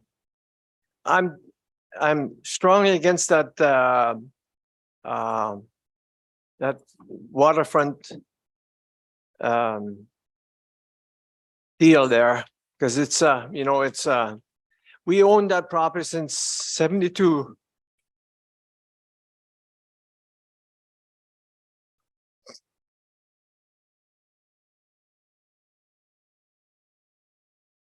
Can't do it. There's no rush, Mr. Fritz. I'm the bad guy who built that Griffith Smith subdivision. I worked my ass off. For what? Now every day I live at the waterfront there. I get up every morning and I'm right on possession point, the end of possession point. I look out the window and you wouldn't believe what I'm thinking, what I'm planning. How much garbage do I have to pick up today? These guys come with their cars, play loud music. I phoned the RCMP. Oh, we're stressed out. You know, I'm stressed out too, just phone them. Nothing happens. McDonald's should put the $5 on every meal and collect that money from the person and let them say where they Excuse just. me, sorry, Mr. Fritz, when you clap, it disrupts everything and people can't hear. I know that there's a lot of energy. We'll take a health break. We can all burn it off in that time. Just for the respect of that person that is speaking, can you please not do that? Thank you. Go ahead, Mr.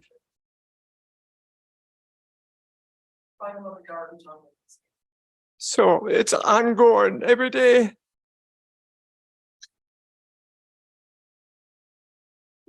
The company I worked for, they bought the property in before 70, I think it was. And we got a log permit to log it. And we logged it off and we took over $2 million worth of logs off that property. And we were building Nooka Court downtown and we needed the solid wood, like 12 by 12. It was hard to come by. So he bought that there and we milled it and it's still standing today in Nooka Court.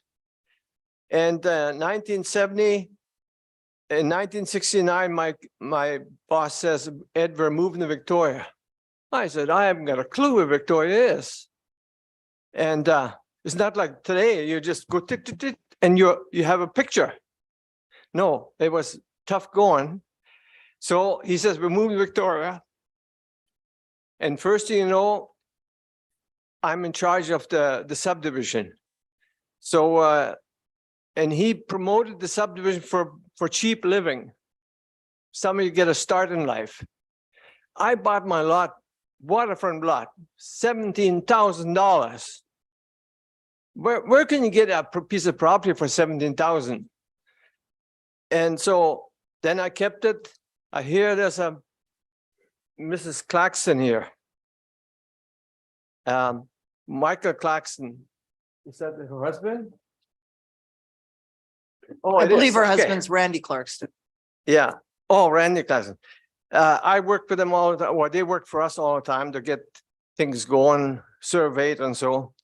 And so I approached council for subdividing the lot on Possession Point Road. Oh, no, you gotta wait 5 years. So, okay. I wait 5 years. I go down to Michael Claxton's office. I said, I want that subdivided and you just put your boots to that.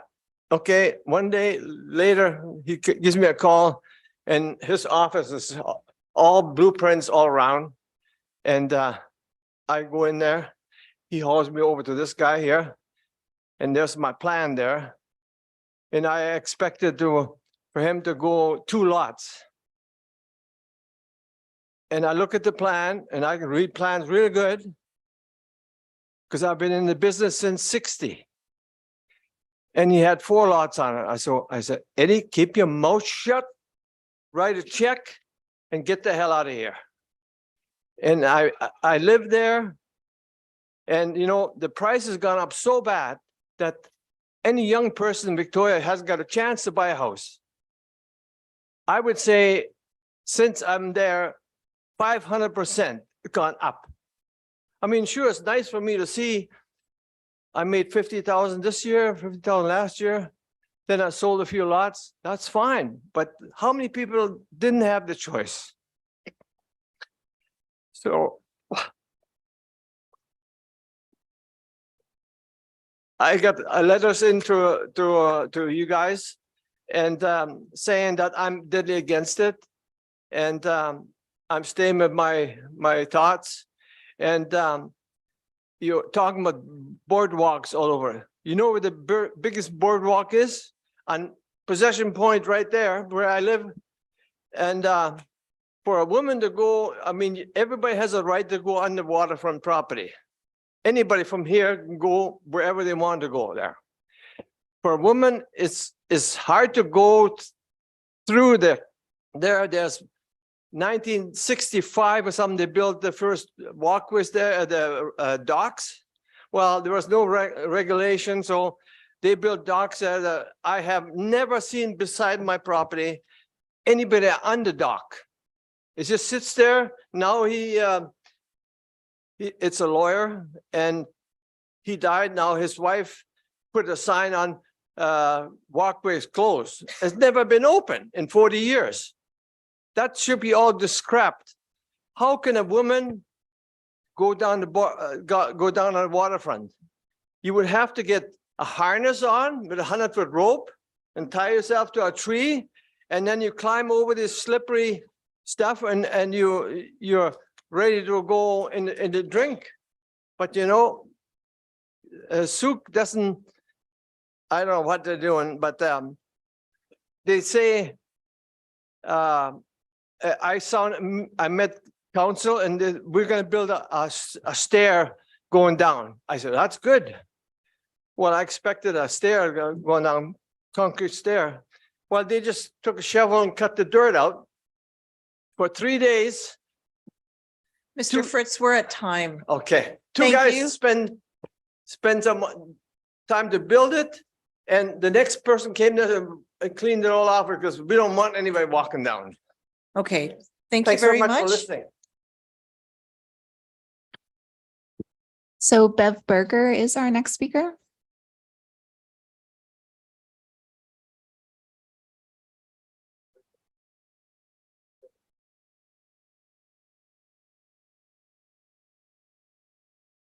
Good afternoon, Mayor and Council. Thank you for having me today. My name is Bev Berger, and I'm here today on behalf of the Sooke Community Association to express our opposition to the current draft OCP. Firstly, we're troubled by the potential implications of a proposed tree bylaw, which is laid out in the OCP. It's indicated on page 94 under action item 4.2.2.5. While we understand the need for environmental stewardship and the preservation of trees, we fear that the draft bylaw may create difficulties for our operation and cause undue financial hardships for the community. We kindly request that you consider the unique circumstances of our campground, recreational fields such as the soccer fields, ball fields, within the community of Sooke and make provisions that accommodate our existing practices, striking a balance between environmental considerations and the viability for our operations.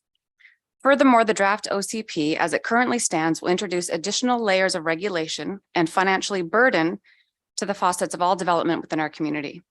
We acknowledge the considerable time and financial resources that have been invested in the development of the OCP or the draft OCP. However, we urge this council to take a moment to reflect and reconsider these proposed changes until we have absolute clarity on the requirements set forth by the new provincial housing targets as mentioned earlier today. As you're aware, the provincial government has released a list of 47 municipalities to which Sooke is included. That will be the subject of housing targets and strategies to be implemented by the municipal government. Our community is undergoing significant changes and we recognize the need for our infrastructure and our business practices to adapt accordingly. However, we believe it's crucial to fully understand the implications of these targets and the associated requirements before making any decisions on a draft OCP.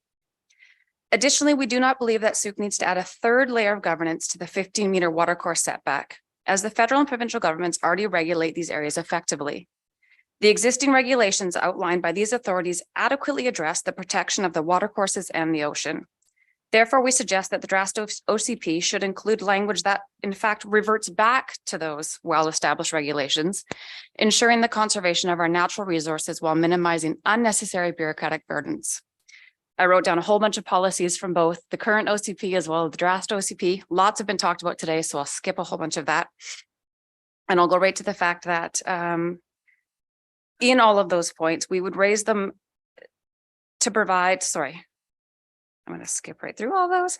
So we raised those points in that I've already talked about the 15-meter setback to currently provide environmental stewardship that allow our visitors to camp alongside of the Sooke River that happens to fall within the 15-meter high water setback that it falls under DPA 3. And again, those regulations are already currently mandated by the provincial and federal government.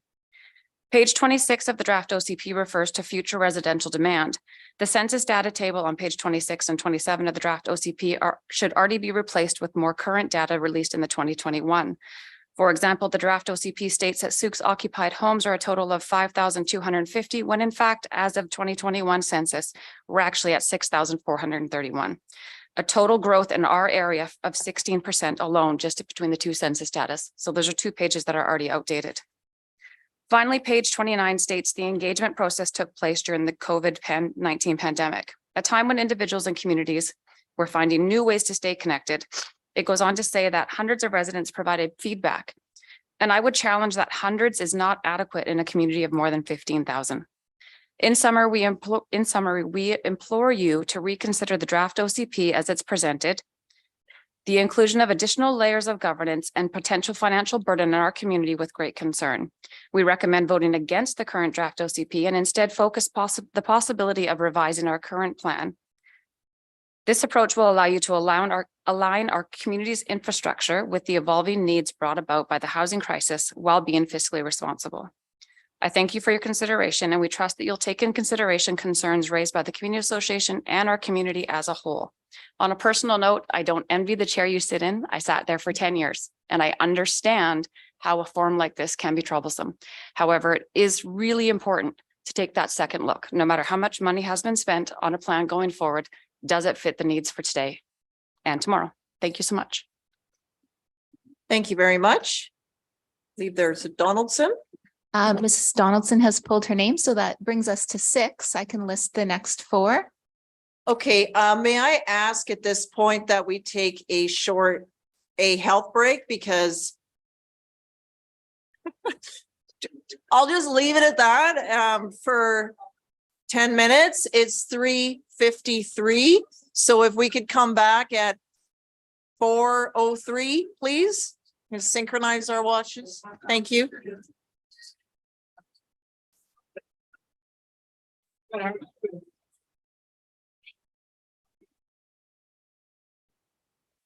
missed this one.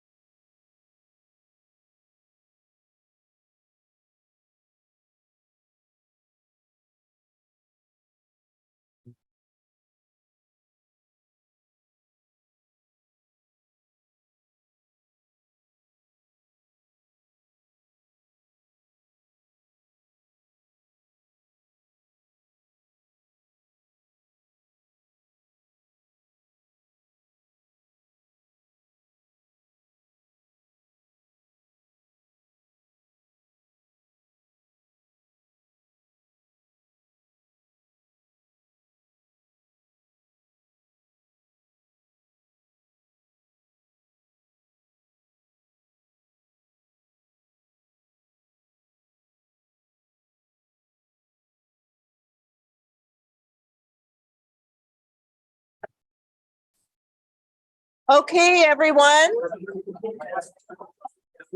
Good afternoon, everyone.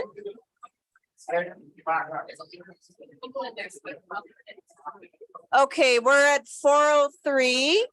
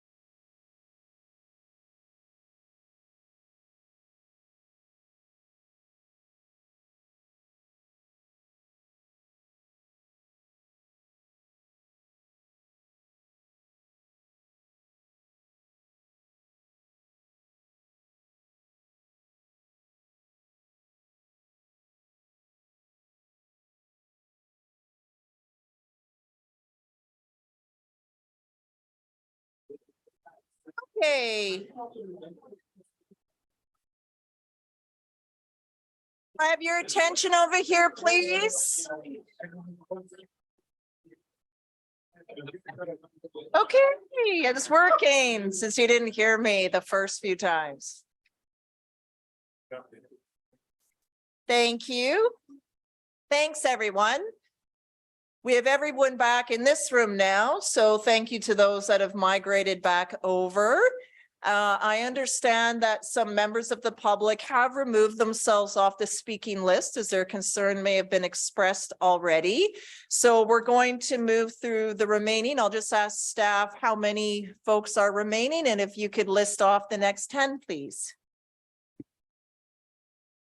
There are 15 remaining. Okay, so we'll go through 10 and then we can drop to the 5. Thank you.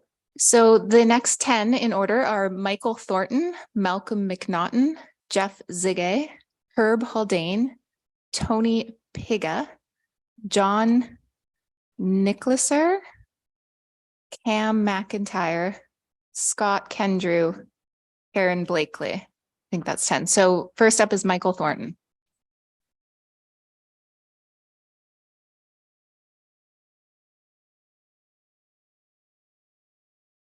Okay, and if you could please turn on the microphone. Thank you.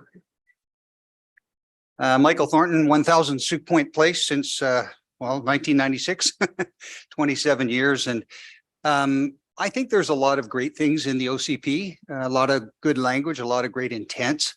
I think that the tone of it and some of the details just need to be ironed out, and then it would be palatable. If it was an airplane, I think we need to make it fly. And the reason, as you know, Silver Spray and Sioux Point was part of East Sioux. I just want to read a little excerpt from the East Sioux Community Plan.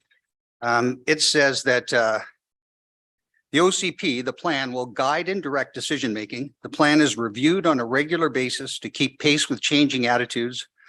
The plan may require amendments in response to future changes. So that's the wording.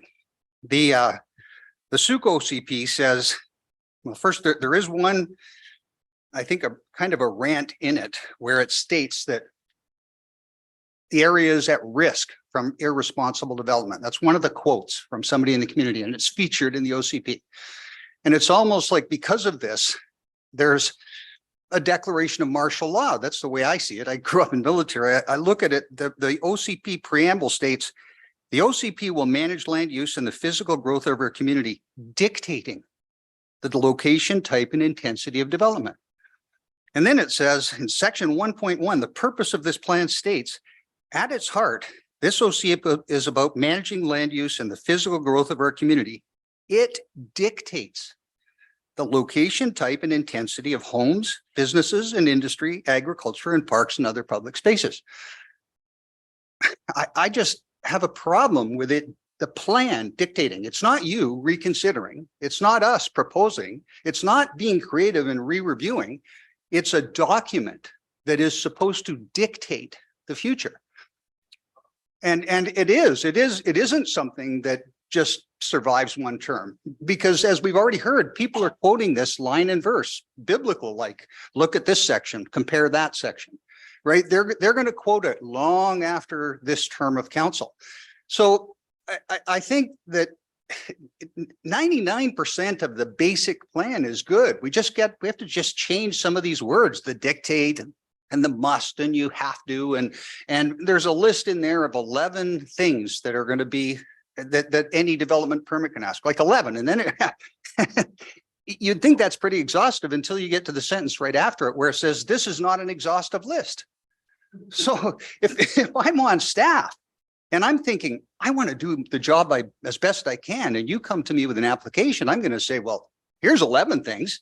What do you got anything else? Yeah, you got something. Okay, here's 20 things. Here's 30 things to do. And as a developer, I mean, I try and keep to sort of getting the job done. But as you know, I've been here working with a friend who got involved in the Marina project with us. We're in Silver Spray, and he was 4 years into getting 19 lots developed, subdivided. We had the development permit, we had the PLA, and the PLA reissued. A new staff person decided, no, that wasn't the best. That plan wasn't the best. And so set aside those things, the PLA, the old development permit, came out with new things. It's been 2 more years now. We're 6 years in for 19 lots. We had the development permit 15 years ago. So just to summarize, I sent a letter and don't want to go into the details of the content, but I just say respectfully, before binding the entire community to a 10-year contract, please edit the OCP so that it's truly equitable, right? Not dictatorial, and equitable. Try and look at it from every side, the developer, the homeowner, the waterfront owner, the tourist. What is equitable? Balanced, right? Create any new development permits outside of the OCP. That's the biggest concern I have. I read all these development permits that are inside it. Staff is going to treat that's law, and that those words dictate. So you have to, it's necessary, it's critical. That's what it says here.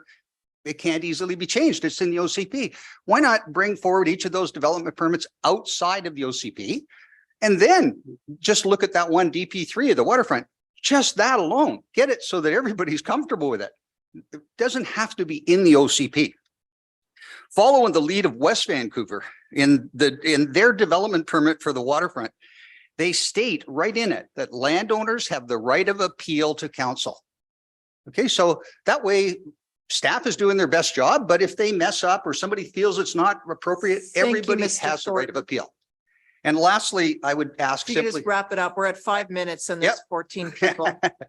Okay, lastly, I would just suggest adding words that existing development permits are to be honored, and a new development permit doesn't automatically replace it. And that is in the Local Government Act. Thank you. Okay, thank you. Next speaker. Malcolm McNaughton.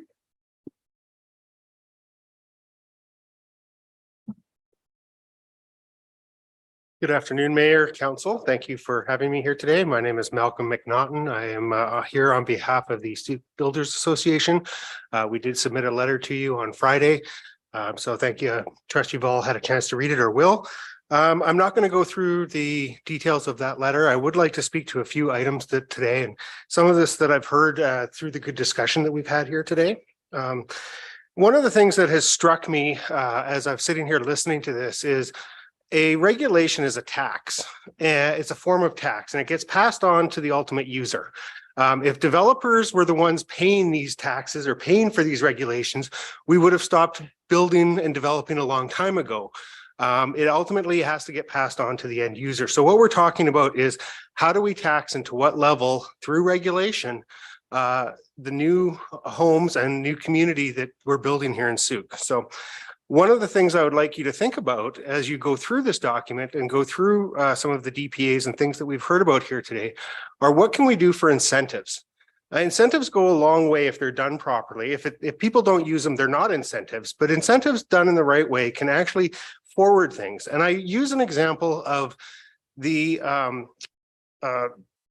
Step code. The step code was adopted by the province with consultation to industry to meet both the industry needs for training and time to adapt, as well as the BC's climate action goals, and to meld the two together.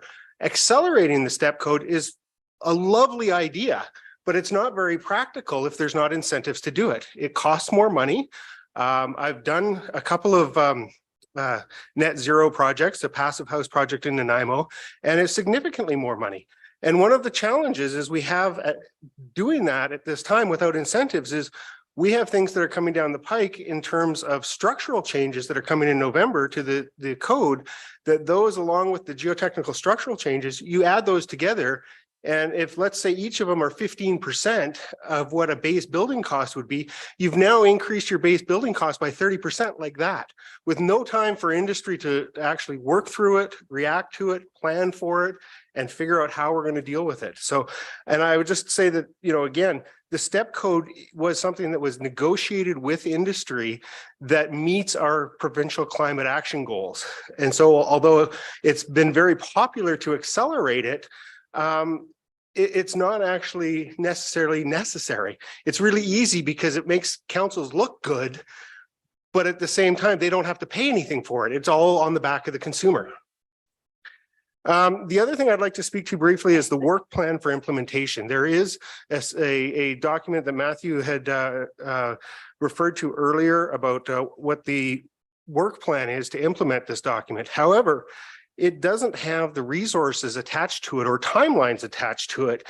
So my question is based on the current staffing and the current budgets that Sooke has, is this going to be a 10-year implementation of a 10-year plan? Like to get all of the other documents up to speed is a pretty big job. And to get through all of the conflicts that we've heard about today and that I'm sure you have in your correspondence, that's a pretty big job. So in order to understand how that's going to happen and how that implementation is going to happen, I think the public needs to know how that's going to be resourced and how that implementation goes forward.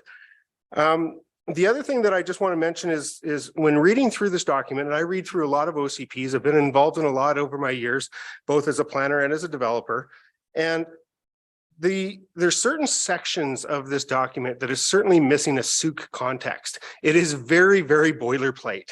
And so you've heard some comments today about out-of-town consultants, et cetera. And I think this is what needs to be really, and you know, partly maybe with COVID and everything else, that really people need to spend some time on is making this a Sooke document. The other thing that Matthew mentioned that I really look forward to is actually sitting down with staff. We haven't had a chance to really sit down with staff as an organization. We've a newly formed organization to sit down and go through. I think it'll take more than one lunch, Matthew, but we'll start there. But we'd really like to be able to sit down and go through this in some detail. And then, of course, there's always the been mentioned here today is the upcoming provincial legislation. And I think that having a very thoughtful document when we know what those expectations are, because if there are things like 4 houses per lot, if there are things like no public hearings for rezonings and staff level rezonings and all of those things, I think we really need to have as a group, both as industry, public and council and staff really understand how is this going to work? How are we all going to work together to make this happen? Thank you. Thank you very much. Next speaker. The next 3 are Jeff Zigay, Herb Haldane, and Tony Piga.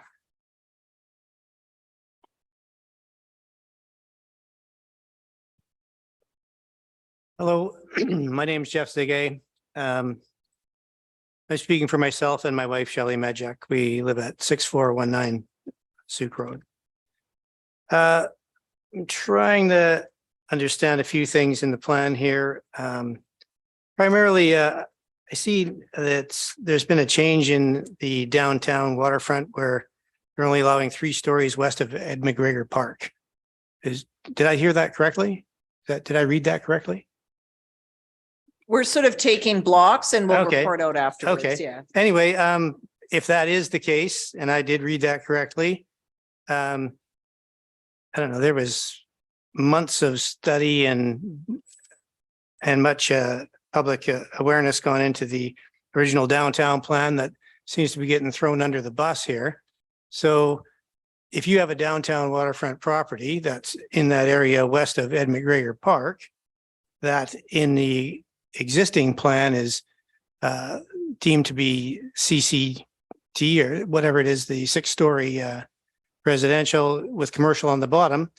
And now you've purchased the property with that potential zoning, and now you're getting the rug pulled out from underneath you. You basically got your property value cut in half.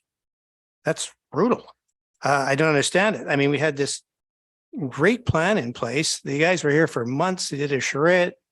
And then we're going to redo it. And I was here at the meeting when we were asked the consultants the time they spent here, it was minutes. They'd spent minutes here putting this plan together. I think they said under a couple hours or something, but whatever. It's not a great period of time. Again, back to the community flavor, that doesn't give it a lot. I feel sorry for the people on that waterfront property, if that is the case. And what else does that do besides keep people from developing the waterfront? Now, all of a sudden, you got to buy the property and you're only allowed to put half as many units on it. Like, so we're trying to get our waterfront developed, or it appears that, no, it doesn't even appear that we're trying to get our waterfront developed.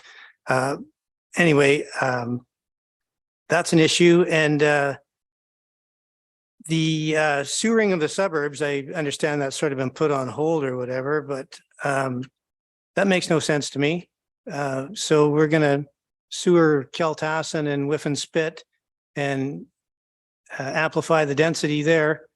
And again, not do anything with the downtown waterfront core. And I know everyone thinks that, well, you know, the developers should be paying for the sewer down here, but I'll tell you what, you look at any density in this town that's been built since sewer, and every one of them has had sewer specific to their property by the city already. So now you're asking people to do it on what is supposed to be the premier part of our town, but no help from the city to get the sewer down there. And it's the easiest thing to do. I had probably had a couple other points here, so give me a sec. Again, back to the 15-meter waterfront setback. Certainly a lot of the questions have been answered, and I see they tried to pacify it a little bit. But the reality is that it's one thing to say, oh, we're only going to do it for big developments, but your property is still included in that language. And I think that there's a pretty easy way out of that, in the fact that you say, okay, you have the 15-meter setback and it's triggered by a development permit. So you got to do a development and you apply and you're asked to get a development permit. Okay, yes, now 15 meters applies to you. Now, I have a house on the water, and if that goes through, it's one thing to say, oh, we're not going to do it. I've been told a lot of things by council and staff over the years here, and a lot of them weren't true, I'm afraid. And I don't think I'm going to take anybody's word that, oh, it'll be okay, don't worry about it. It's not true. So unless you put it in cold, hard fact on paper saying, okay, you're safe from this, not because just we say so, but what triggers 15 meters? It's got to be a development permit or some kind of development to actually be in the language and be the true reason for doing it. Because from what I've heard from planners here today, Thank you, Mr. is Ziggy. that We're at time. that's the case, that it's only for developments. Well, write it in. That's the simplest thing on the planet. Okay, Thank you. Thank you. Next is Herb Haldane.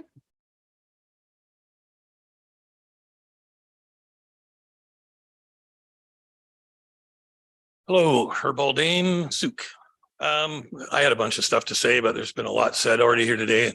Everybody's starting to get long in the tooth. So what it's coming down to for me overall, and Debbie Clarkson said it, and Bev Berger pushed on it as well.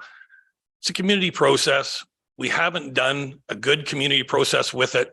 Huggett reached on it. I mean, I know staff muddles it down to some 4 points, and those 4 points don't make sense unless you have community involvement with the whole thing. It went through a COVID process, and nobody's blaming anybody because nobody could count on that happening. But there should have been full council engagement through the entire process. There wasn't that. You guys should have been able to, especially as a new council, to help yourselves learn through that process. OCPs are a huge document.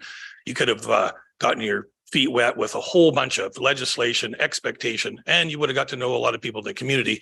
I mean, people like Al have been here longer, or Kevin and stuff, but for the people who've only been here for a shorter period of time, that's a great way to engage and feel for a community. So you get to understand who's who, what's going on and stuff. Maya and I sat on committees before she was on council, or I was on council back in the day. And I'm sure that was to get her feet wet, to start understanding how the community works. We haven't done that through this process, and that's all these people are asking for. Some inclusion here. Yes, it says 100 people were involved and there was a whole bunch of stuff done online, but I can tell you at least half the people I've talked here today, they're not computer savvy. They don't do Zooms and they don't do Facebooking and things like that. So they weren't going to be part of that process, but they're old landowners and they're people who deserve to be heard. And as you've heard some of them here today, you realize that that should be a precedent set. I mean, these are people that have been part of the community for a long time. So mostly my points here are just going to be, why are we not just taking this to another level, kick it down the road a little bit, and let's have some committee involvement, because you're going to understand the stakeholders. You're going to get to know some of the people here, and you're going to get how passionate they are about it. They're not going to take it sitting down overall, and they're going to keep coming back and complaining. And who wants that? Because then it's hanging over your head for the rest of your term, and that's not going to be good for anybody. If you look at some of the stuff that's been talked about, and I'll bridge on the waterfront stuff, it says 15-meter setback because of it being floodplain. The community association was encouraged to protect their property back in the day by building seawalls. Your thing says you can't even build a seawall for 15 meters. The government, provincially, federally, encourage you to protect your land from erosion. They told us, build yourself seawalls. So we got the right permits. They even allow us to go into the riverbed to be able to sit some of those rocks up there with a window opening in between the fish time starts desponding and so on.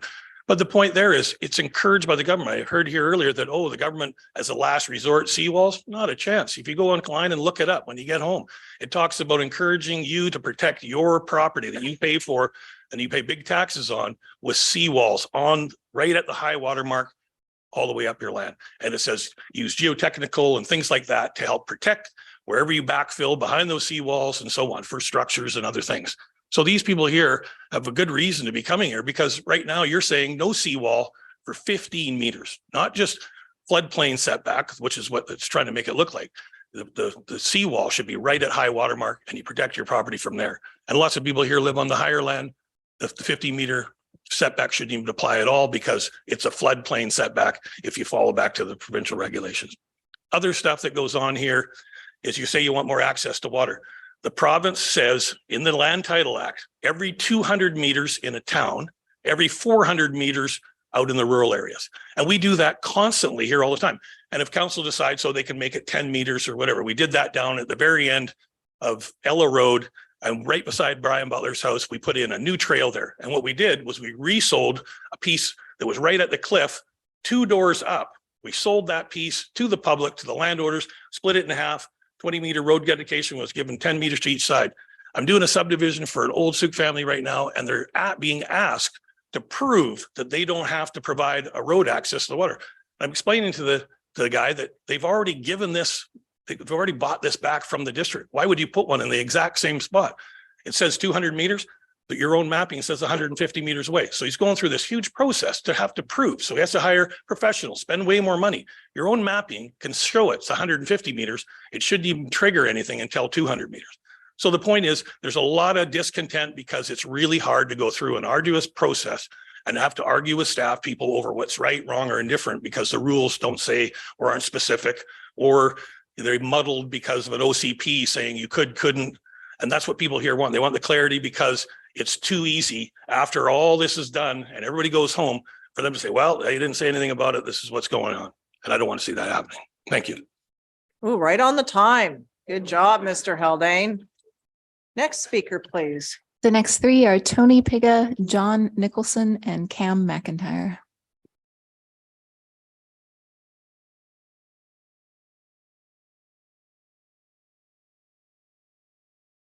Thank you. Most of the questions I've had have already been answered, but I would like to emphasize Council Lodge had asked about the 15-meter.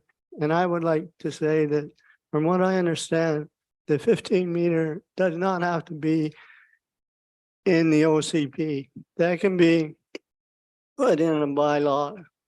If we leave it in the OCP, that means that I cannot go to council to ask for a variance because it's in the OCP that it's asked to stay at 15 meters. Thank you. Okay, thank you very much, sir. John Nicholson. Oh, that was Mr. John Nicholson. We had Is, a Tony Piga. Is Tony Piga here? It looks like Piga. I may be mispronouncing. There's nobody. Pija, maybe? I don't Maybe he's think gone. there's anyone left in the other rooms. There He isn't, may no. have departed. Okay, so Cam McIntyre then? Cam McIntyre?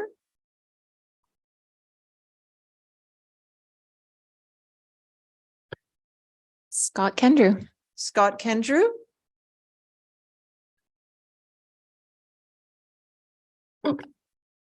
Saying he's gone. All right. Karen Blakely, Lewis Collard, Susan Belford. Karen Blakely?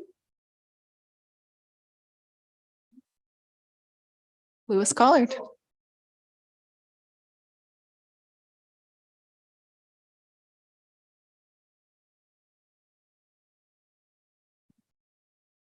Good afternoon, everybody. Thank you for allowing me the time to speak here today. I'd Sorry, like to, could you introduce yourself? yeah, I am. Okay, oh, okay. I'll get to it. I'm not good at these speeches. It's coming in the next paragraph. Don't worry. Good afternoon, everybody. Thank you for allowing me the time here to speak today. I'd like to take a moment to commend the previous council for turning down bylaw 800, which includes the DPA 3 foreshore area regulations. My name is Louis Collard. I was born and raised in Souk. I feel privileged, or at least did, to be one of the waterfront owners here in beautiful Souk, BC. When this bylaw came to my attention, it was via other concerned members of the community. And I was shocked that the Souk Council never reached out to me formally to discuss such an important matter that affects my right as a landowner and the home I live in with my wife and children. Are you aware of the level of distrust you are creating among this community? This bylaw is clear government overreach being pushed through at a municipal level. So where did this bylaw come from? Climate and environmental reasons are often cited in this document, but specifically chosen experts, but there are many experts opposing these theories and models, and their work nor their voices are being considered. It feels like bias with intent. Do any of you fully understand what this document entails and the financial burden it places on not just waterfront owners, but all residents of Souk? I have seen no budget to accommodate the increase in expenses to the residents of Souk from this bylaw. Imagine, if you will, as a resident of Souk, you live in, let's take Sun River, for example. And the government wants to take control of 15 meters of your property and put it back into the ALR. You would be upset. Maybe they will even increase it to 30 meters. Who knows?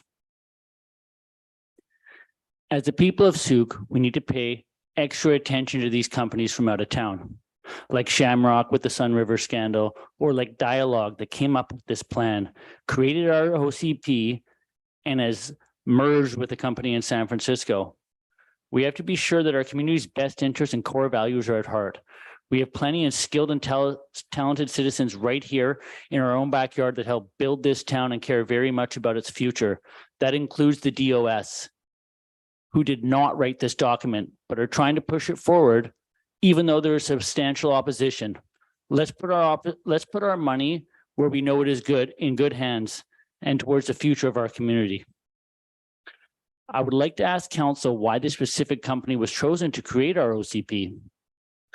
I spent some time looking over the company Dialogue and some of the previous works, which included the OCP in Abbotsford in 2016. We are a very unique community, and I think it's safe to say most of us here are not interested in developing anything like Abbotsford.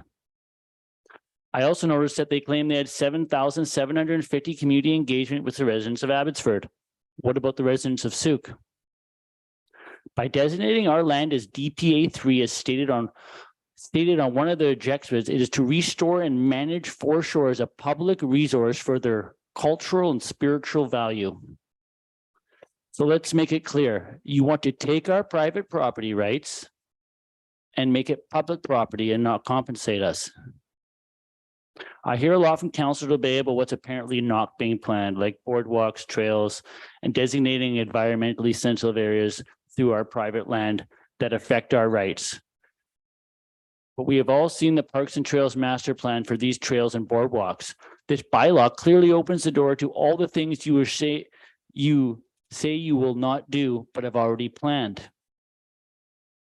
It seems like the first step to make it happen. You continually state you are not planning to expropriate our land, but with this bylaw, you don't need to do that to take its use and enjoyment from us. So simply listen to the people and take it out of the OCP. We will not back down from this, and we will not forget who at this table refuses to stand for the people of Souk and our best interests. I strongly urge each and every council member to vote no to this bylaw. Thank you.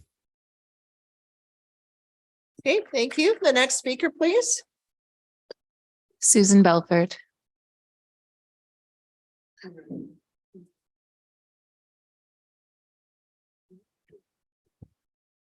Hi, I was getting stiff there, sitting in one place for so long.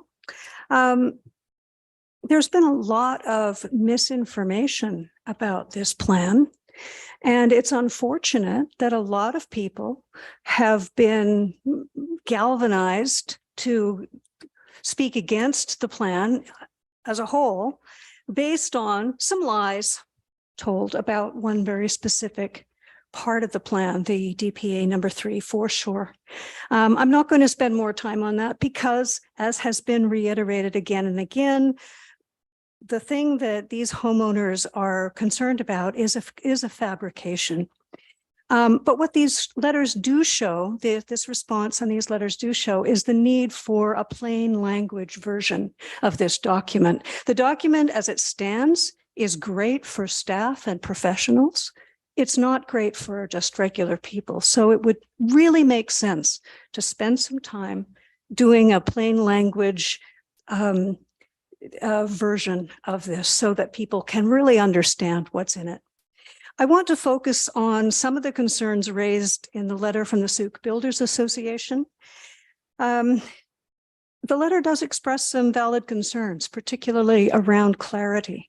However, the letter mostly begs for further delay. And one of the ways that they do that is by falling back on the pretense that green building, passive design, use of solar power, and other climate positive building measures are unknown entities, things that we don't know how to do. And this is far from the truth. The Builders Association says that the timeline for the provincial step code is sufficient to meet BC's climate action carbon reduction commitments. Now, if this was true, the BC province wouldn't have, on May 1st of this year, moved up the deadline with the zero carbon step code, which requires an increasingly stringent emissions requirements for new buildings in 2024 and 2027. In 2030, the BC Building Code will require all new buildings to be zero carbon. So it makes sense for Souk to act proactively to adopt this stricter code. We don't need years to figure out how to reduce building emissions.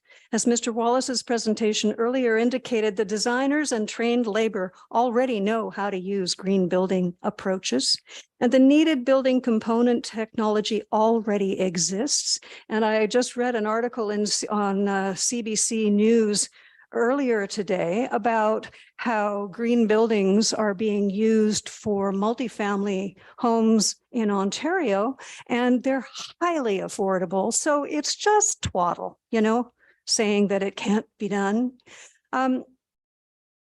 Contrary to the builder's assertion, there is building technology to reduce embodied carbon in concrete.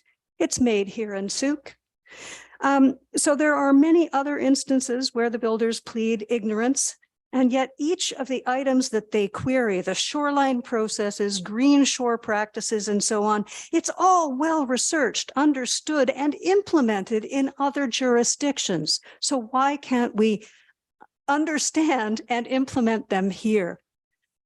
There's a lot of other specific misleading statements in the letter, and I will send another letter addressing them. I'm not going to do that here.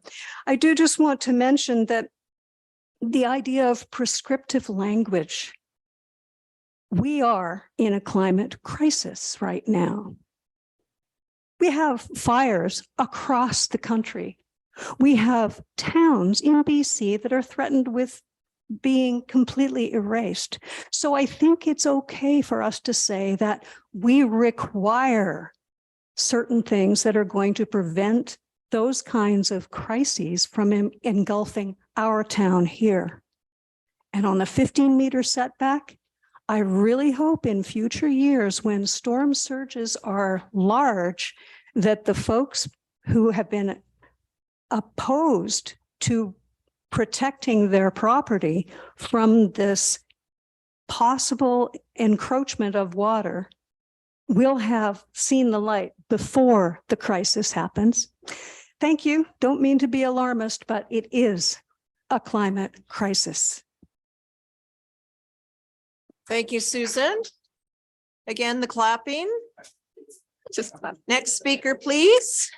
Ms. Belford was our 7th speaker of that round. There are only 5 remaining. So I'll Okay. give you the next few and go Yep. from there.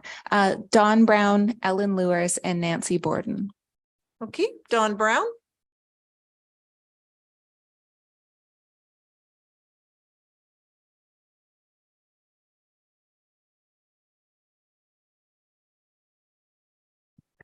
Is it on? Yes. It's on. Good afternoon, Council, Your Worship, and thank you everybody for sticking around this long. I'm really impressed. I almost left. Anyway, I'd just like to. Just introduce yourself. I'm for the sorry, benefit Don of Brown, Yeah. Sooke, BC. One of the members of that Woodlands Road area. Now, what I want to do is not go back into everything everybody said, because people have said an awful lot, and I certainly agree with many of the points that it said. I just want to just summarize by saying that the current system as we have it just really isn't working. And this is from personal experience of taking now 2 years and 5 months to finally make my final subdivision application. I haven't got through that yet, but I made the application. So it's been a long time. I would like to think that what we do going forward is look at taking everything we possibly can. One, simplify it, and second, take it out of the legal system. Every time I hear the word bylaw, I get really scared. I had to make some variances. It took me 6 months to get through council, 4 readings to get through council to make my changes for the variances. And in terms of looking at that, one of the points that's being made here is that this OCP is the overall plan, and the transportation master plan and the Parks and Trails master plan all have to sort of come under this, and we make some revisions to it. I'd just like to say that the transportation master plan and the Parks and Trails master plan are being implemented right now. I was asked to build a trail across the back of my property for thousands of dollars. And the reason is they're looking 20 and 30 years down the road, but they wanted me to build it now. Right now, the transportation master plan is working so that roads are expanded. Eventually, to connect to that road, you talk about going across the top. That's already happening right now. And the way they're doing it is they're taking land away from us to make the roads wider.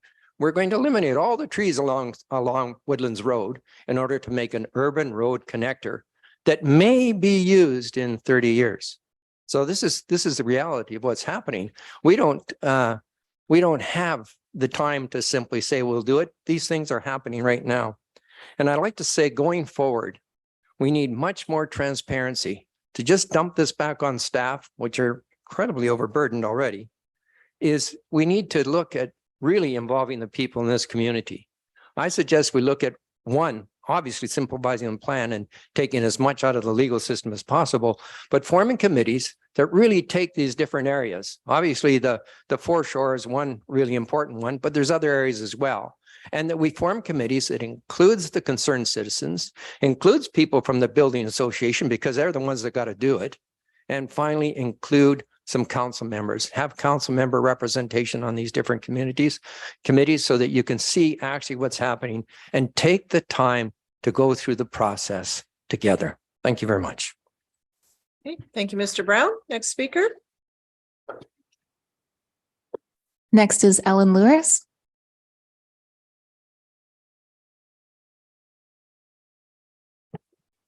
Ellen Lewis. I served on this committee. I served on the committee before as a chair, and I served on the committee before that. And this has been the worst process ever. I also had a see that my name is on there in supporting this plan, and I registered my name as not supporting this plan. So I'd like to see that on there because I certainly don't support it. An OCP is about managing land use, not who is living here. It's interesting that the mayor said at the very beginning she can't control the weather, but yet we're making a climate change legislation, and we've accepted a climate change action plan.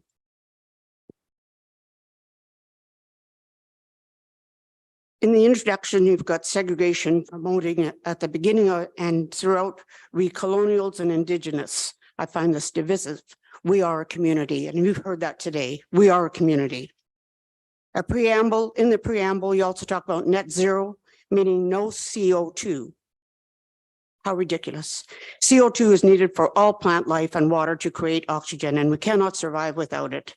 Net zero means death to planet. Net zero, there was some discussion about net zero at a Salvation Army building. If you noted, there were no trees there. We need trees for oxygen.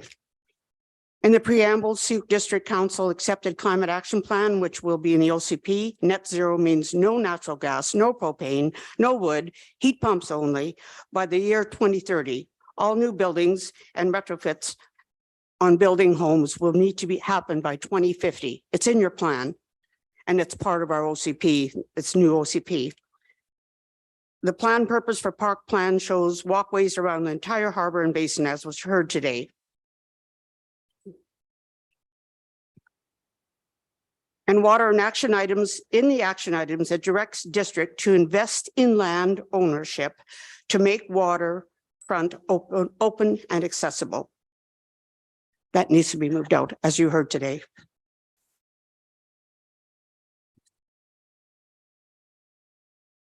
In the land use, you've got 70 units per hectare. All of the property west of Sioux River. In the town core, that really means 6 stories west of Sioux River. 4 stories already, 6-story approximately in the transitional residence. Town center waterfront, 8 stories past, so precedent established of 8 stories in downtown. Next, you have 3 to 4 stories, but council passed recently a bylaw which allows extra stories if parking is underground or screened. So our height can go up.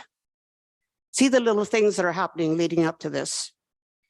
Gateway residential, 3-story limited infill, neighborhood commercial recreation tourism, never discussed with the public. We be a Colwood strip, hardly helpful to build a viable downtown. On page 109, BC Energy Step Code, net zero, no more fiberglass insulation. Now this is from staff telling me this. No more fiberglass insulation, spray foam insulation only, which is 3 times the cost and carcinogenic, triple pane windows and heat pumps. Cost of housing quadrupled. How does that align with affordable housing options? Then you have natural environment, culturally significant vegetation, whatever that is. Encourage private lands conservation with covenants, land use and eco gifting. So I think that Lewis talked about that, about taking our lands and really taking them away from us, because saying you can't use that part of your land. That needs to be removed. changing bylaws to limit the type of traffic allowed, or if it's allowed at all. Please note, we suggested this before in our first plan, the second plan, and at this time again too, plant trees from the forest. Plant trees if you want to protect our climate. And the climate action, fire season, seasonal water shortages. The question is why density and create more housing and requiring more water if we're going to have to reserve water. And with water use restrictions, plants and trees die. What about watering food? What about agriculture? As an OCP member, we never discussed agriculture or growing food. That was not part of our discussion. Thank you, Ms. Lewis. That's 5 minutes. Doesn't finish what I have to say. You can submit it. There's other speakers still, and it's approaching 5 o'clock. So you Okay. can wrap it up, please. Okay. Wrap it up. I will say another thing that's in here is creating a floor to ceiling height to increase space heated by windows. Really? Heat rises. There's so many ridiculous things in here. It really has to be brought back to the public and done properly. Thank you. Okay, well, we're in the public right now. Are we not? Okay, next speaker, please. Nancy Borden.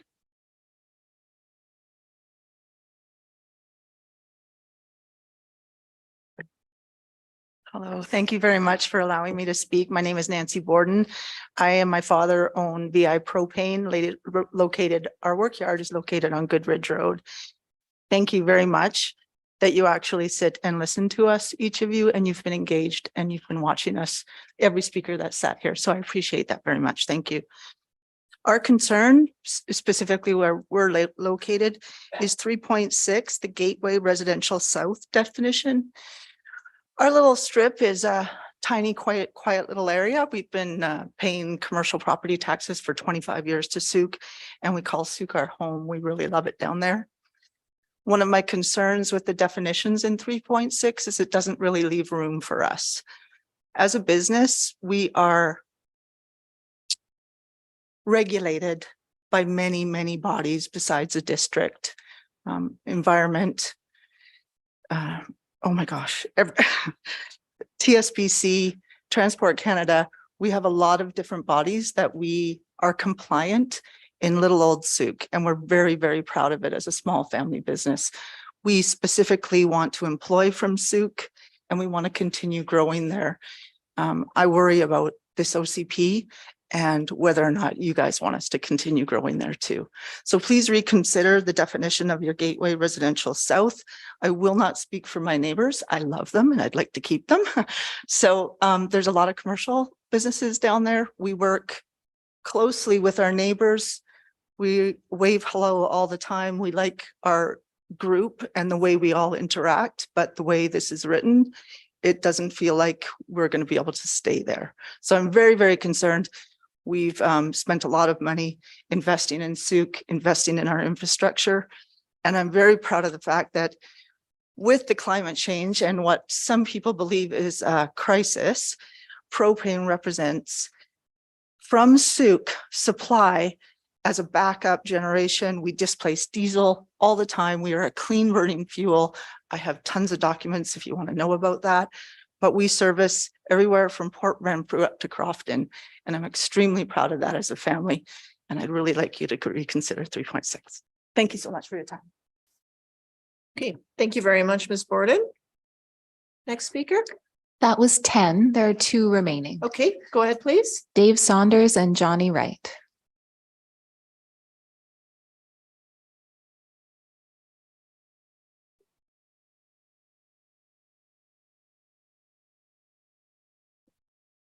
Sorry.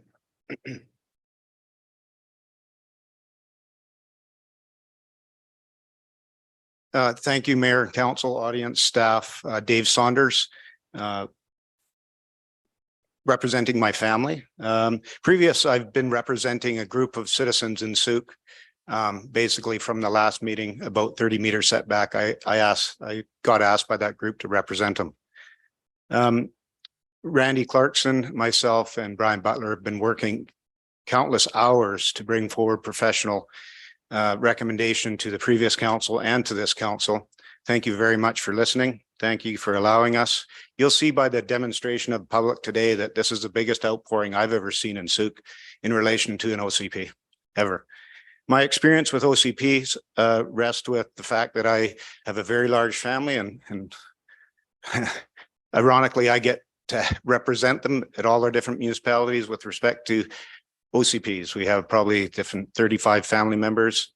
And so before, when I was young, Sooke was unincorporated, Metchosin was unincorporated, Langford was unincorporated, Colwood was incorporated.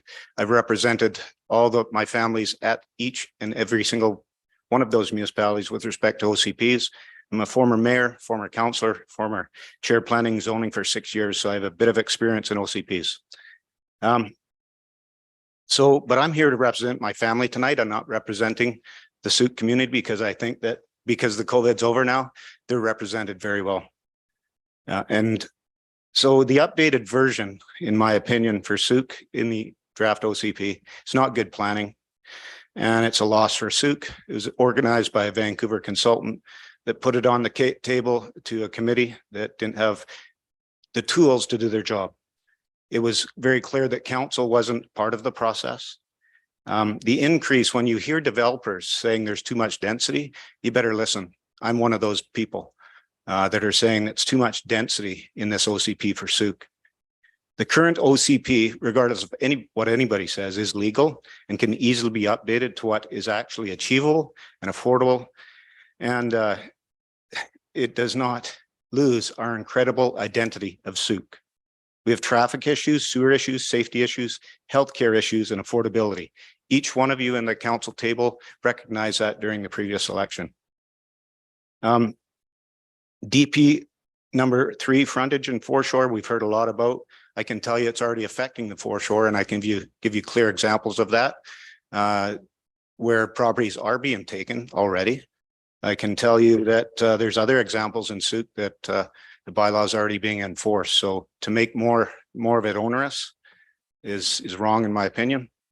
I could go on about that, but I'm sure you'll hear more. The pathway project, here it is in black and white, basically actually green. It goes around our entire basin and it's a pathway. And ironically enough, it goes right in front of the First Nations into Sooke. And so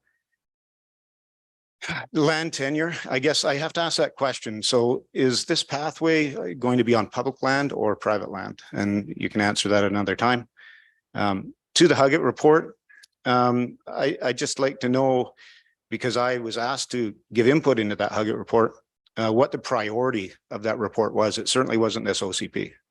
And I tell you that I give congratulations to this council for taking a very prudent step and getting an independent consultant to actually look at what's been hampering Sooke for a long, long time. And congratulations on that. I hope it's respected and listened to. I was just at a provincial meeting in Vancouver where we as board members for universities got to see firsthand about tokenism and tokenism related to reconciliation and involvement of the public in our institutions. I'm a provincially appointed board member. So it was an interesting meeting. And I can tell you that just from this pathways plan and my friends at Sooke and my friends at Beecher Bay, I grew up with Russ Chips, personal friend of mine, grew up with Gordon Plains, personal friend of mine, fished with Gordon way back in the day, trolling. Not much because I was quite young, but I can tell you they haven't seen this. I can tell you that our mayor, and I'm sorry, Maya, I can tell you that our OCP committee chief at that time hasn't consulted with First Nations, hasn't met them firsthand to go through this. And when we talk about tokenism, that was a clear example at our board meeting over in Vancouver. For me as well, I can tell you that I felt like it was tokenism on me. When I was trying to represent our community at the previous council, I was dismissed. I wasn't listened to in a lot of respects. We tried to bring forward as much of the professionalism that we could. And I'm happy to see that it's being recognized right now. But what I can also end on as well is that Transition Sooke and the environmentalists were also deemed tokenism, in my opinion, because the recommendations in your report related to environmentalism related to all the regulations, I can tell you, it just won't happen. Because it's too onerous, it's too expensive, and at the end of the day, you're saying something that you will achieve when we know we can't even achieve what's on our plate right now. I am willing to sit here and work with anybody, as are the developers. I'd love to work with Transition Souk because I don't feel that members of this council table understand the degree of density that will create tree loss and an environmental impact in our community. And I can tell you from my experience dealing with it firsthand, you're going to lose that identity. With respect to foreshores, I've built lots of seawalls. I'm dealing with one up in Parksville right now. Green Shores, it got washed away with the first king tide. That was recommendations from the province. So our climate is changing. However, what's not changed and what has changed in Souk, when I grew up 56 years ago, walking on the beach in front of Whiffen Spit, I used to get stuck up to my knees in mud, basically from chips from the mill, and they'd stink. And my mom and dad would always constantly say, get out of that chip pile. I'm happy to say that I work as an arborist in our industry in Souk. Souk Basin is getting cleaned up all the time. And now my kids that were my age at that time can walk down to that beach without any regulation, basically what we're talking about in here, and they can actually walk on the beach and not get stuck in the stinky mud, and I don't have to give them trouble. So again, congratulations on allowing us to speak, and I look forward to working with you. Thank you. Okay, thank you, Mr. Sponders. And then we have one more speaker. I believe it's Johnny Wright. That's right. Okay. Last name of the W, always the end, right? I would probably prefer just submitting this because it's going to be more than 5 minutes. All right. I'm gonna I'll email it or. Yeah, I took a lot of time and work, put a lot of work and research in this, and I don't want to compromise it on 5 minutes. Oh, yeah. Maybe since he's the last person, we should just let him speak. Receiving that, Yeah. so council, it's 5 o'clock, so I'll turn to you. We have no other registered speakers. Was there anyone here who now would like to speak for the first time, who didn't sign up and who is not spoken?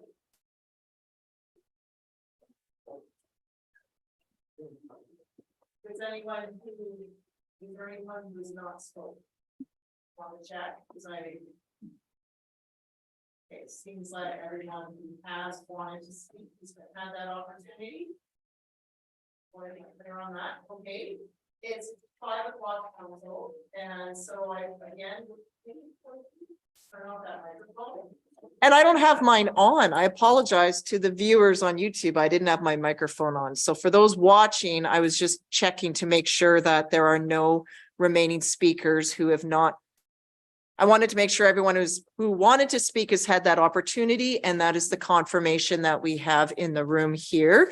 So thank you to everyone for attending today.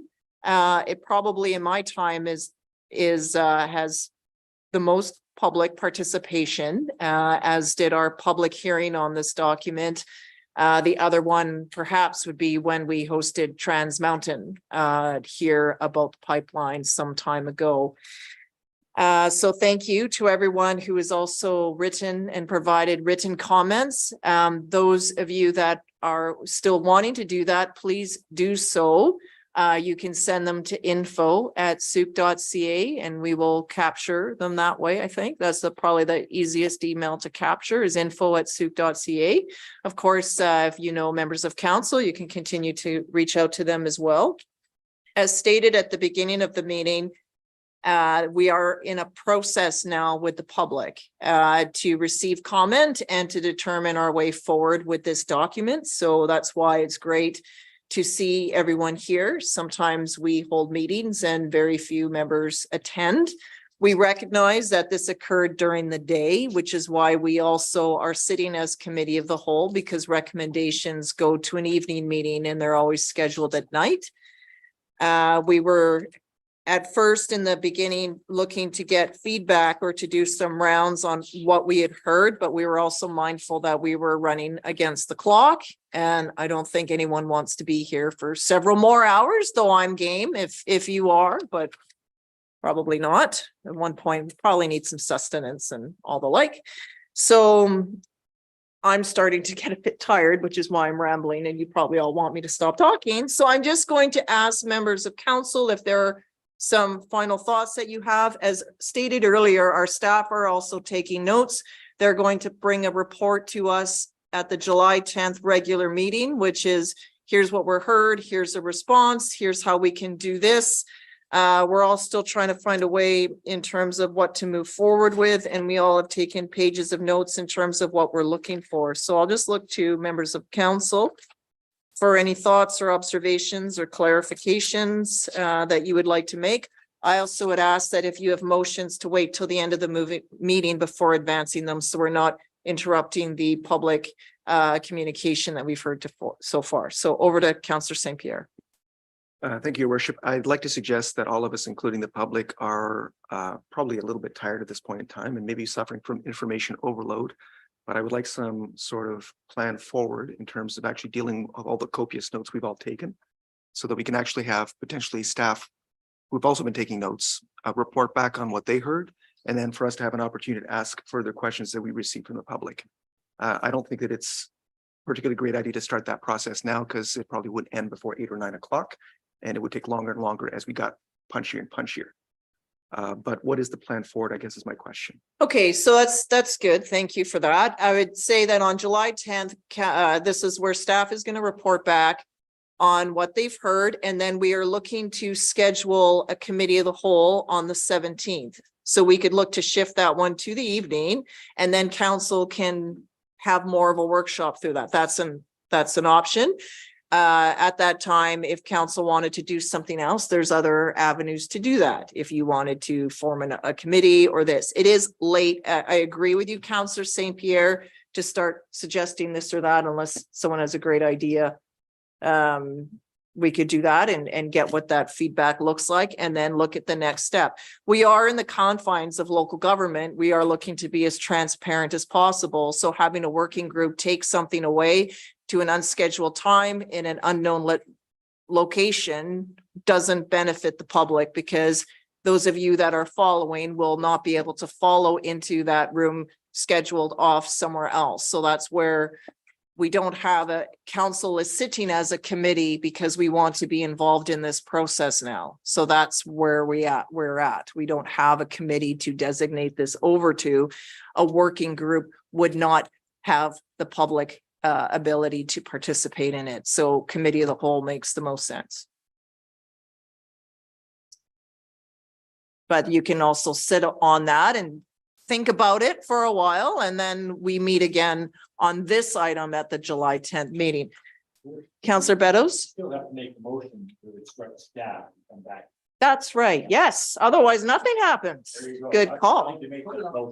So that would be that the committee of the whole recommend council direct staff to review the input received at the June 19, 23 input session and report back to council on potential amendments to July 10th, 23 regular council meeting. So that's moved by Councillor Beddoes.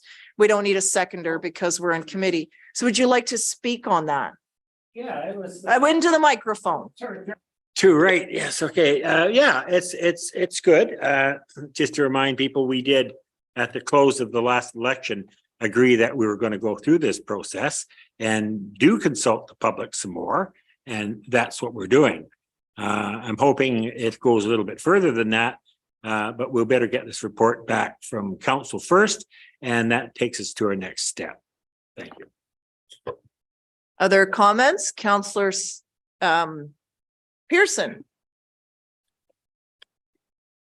Thank you. Well, I'd like to say thanks for everybody that hung in there for 4 hours, and all of the comments was excellent to hear all of that.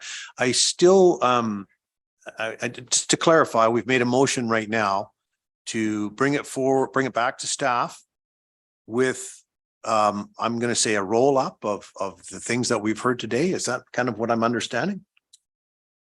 A roll up with amendments? It's to review.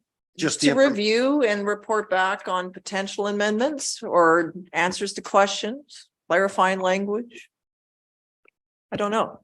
I had mentioned in my earlier presentation about the Souk Builders Association. So, following this meeting, can get in contact with them to see if there's an opportunity to be invited to a meeting to discuss further with them some of their points in their letter. So certainly there's no expectation that we're going to move forward at the next meeting to accelerate a bylaw process to get this to adoption. We are still very much right in the middle of input for this and providing that feedback until council's satisfied that we're at a point where whatever amendments are being proposed and accepted are the ones that will support going for ultimate adoption of this document. So we're still very much in an input process right now. Yeah, thank you for that, because I think that from my point of view is that's good, because we're going to now collect the data. We're going to discuss the data. We're going to, digest what we already have. But further to that on the committee of the whole, which I'm happy that the chair is, or your worship has brought forward, because I still feel that there's structurally some things that we need to address, or I feel that need to be addressed. I'm going to say we, I'm not going to speak for we, within the OCP itself. I think that there's some great opportunities now to take the information, apply what we've heard, look at what potential amendments are, but then again, for me, is there's still some structural issues with the proposed document. So I'm happy if we're going to get that information back, rolled up with not in a hurried fashion, with the end goal is adoption, still more input. So thank you. No, I'm not seeing a move to adopting the bylaw. So any changes, because the bylaw is sitting at second reading.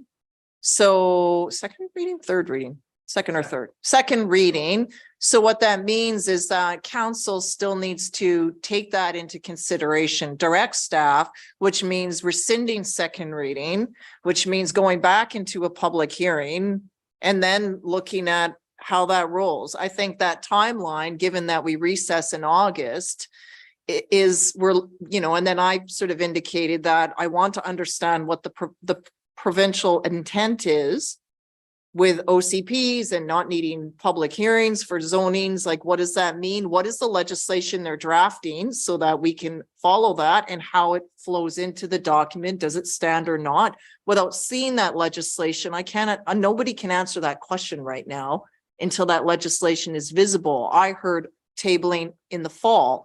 So then I think realistically, we're looking at an October, November adoption schedule at the earliest. October, we also want to have Talktober event, which is at the community hall, where we invite members in to learn not only about an OCP, but what our other intentions are. We are in the process of hiring a new CAO. I do feel in this case that new person should give their perspective on this and what their best practices or their wisdom is into that. And that may shift some pieces as well, perhaps. I don't know, because that person hasn't started yet and hasn't been hired yet. So that, again, is an unknown piece. So there's a process. I don't know that anyone here is like, let's adopt it at the next meeting. So if councillors feel that way, I think now is their time to share that. I know, but I'm rambling because it's late. Anyone else wish to speak to this? I'm just wanting to clarify. Councillor McMahon. Just in terms of the structure of this report, what I would like to see is every question that was raised at tonight's meeting, including amendments. I would like an entire list put together, not like a general arcing overview, and then staff's feedback to each of those separate pieces for us to discuss.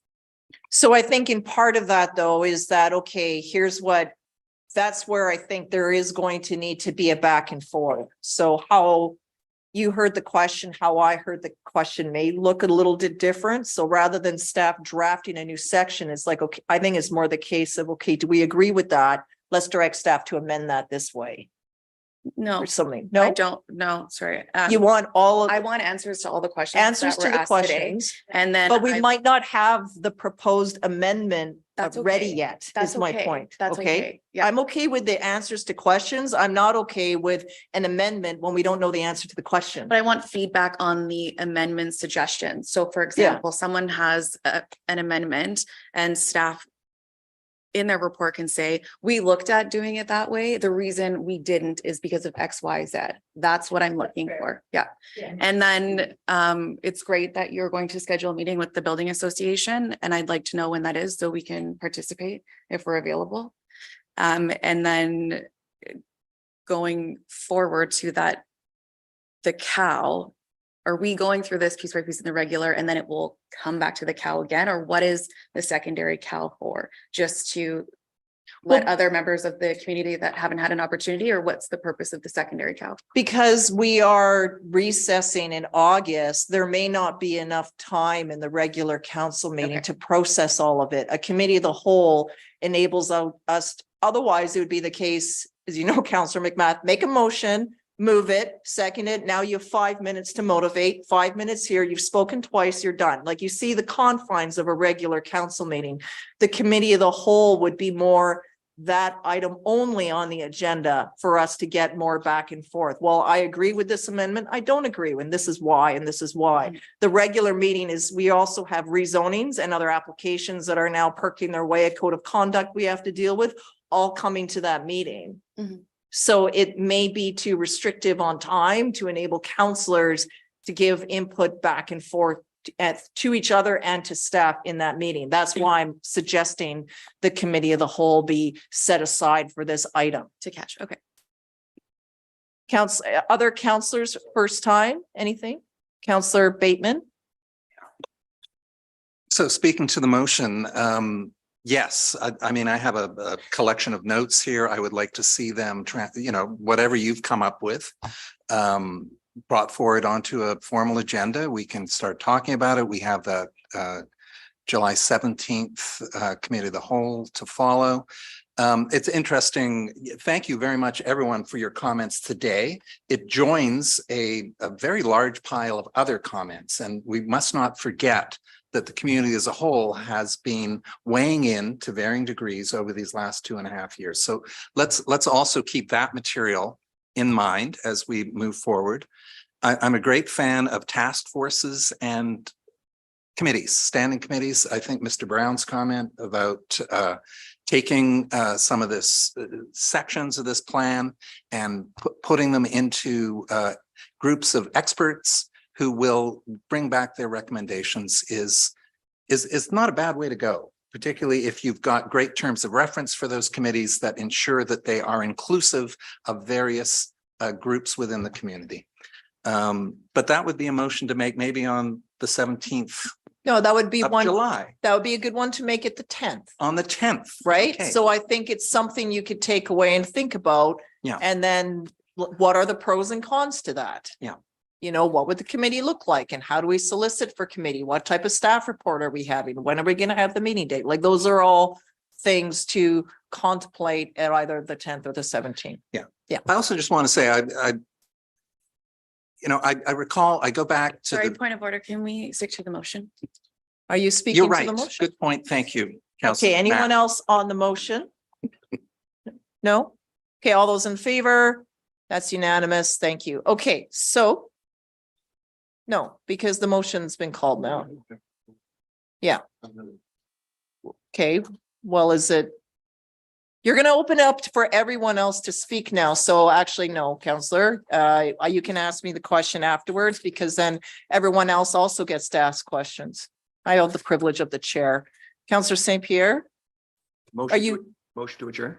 Do we need to reconvene to make this? We need to we need to adjourn out of committee of the whole and reconvene as council so that we can then formalize this and then that action will happen. Okay, so the motion would be that council resolve out of committee of the whole. That's moved by Councillor McMath. Although you don't need to second because we're still in committee of the whole. All those in favor? That's unanimous, right? Yes, thank you. Now we're sitting back in council like we were at the very beginning when we resolved in committee of the whole. And it's the same thing that council directs staff to review the input received at the June 19th, 2023 input session, report back to council on potential amendments to the July 10th, 2023 regular council meeting. It's moved by Councillor Bateman and seconded by Councillor Beddoes. Would you like to speak to the motion? I will recognize you in a moment, Counselor Pearson. Yeah. I'm going to the mover first. You don't have to. I'll save my comments for July 10th, 2023 at 7 PM. Counselor Beddoes? Nothing further to say. I said it in the first motion, so I'm not going to repeat it again. Okay, thank you. Counselor Pearson would like to speak or answer a question. So now my burning question. Because we've passed two motions or it's had second reading, at what point are we allowed to have more information on this bylaw? That's my structural question. So we have to rescind that second reading. Was my question. We're kind of jumping ahead without rescinding the motion. No, that's fine. This was something that our corporate staff had given answer to me and now I don't remember. I've actually put the flow chart on your screen. So we're at the top there at the committee of the whole. So if council decides that there are no changes required, we will have another public hearing because we've received new information. If you do decide to make changes, that goes off to the left-hand side of the screen, then that's the point at which you would rescind second and go from there. Thank you for See, that. we are in the Thank you for process. through the chair. Thank you for the clarification. I just want Yeah. to make sure that we don't break our own bylaw. No, and we haven't, because otherwise we would have done that at the outset. But there is a diagram. There is that we can receive after if we do. Yeah. I think it was clear that we would be having another public hearing anyway, and that would have just kept it all sound. Yes. Okay, so this has been moved and seconded. Is there anything further on the motion? Seeing none, all those in favor, please. That's unanimous. Thank you. Now I'll call for a motion to adjourn, please. Moved by Councillor St. Pierre, second by everyone or Councillor McMath. All those in favor of adjournment? Is anyone opposed? That's unanimous. Thank you.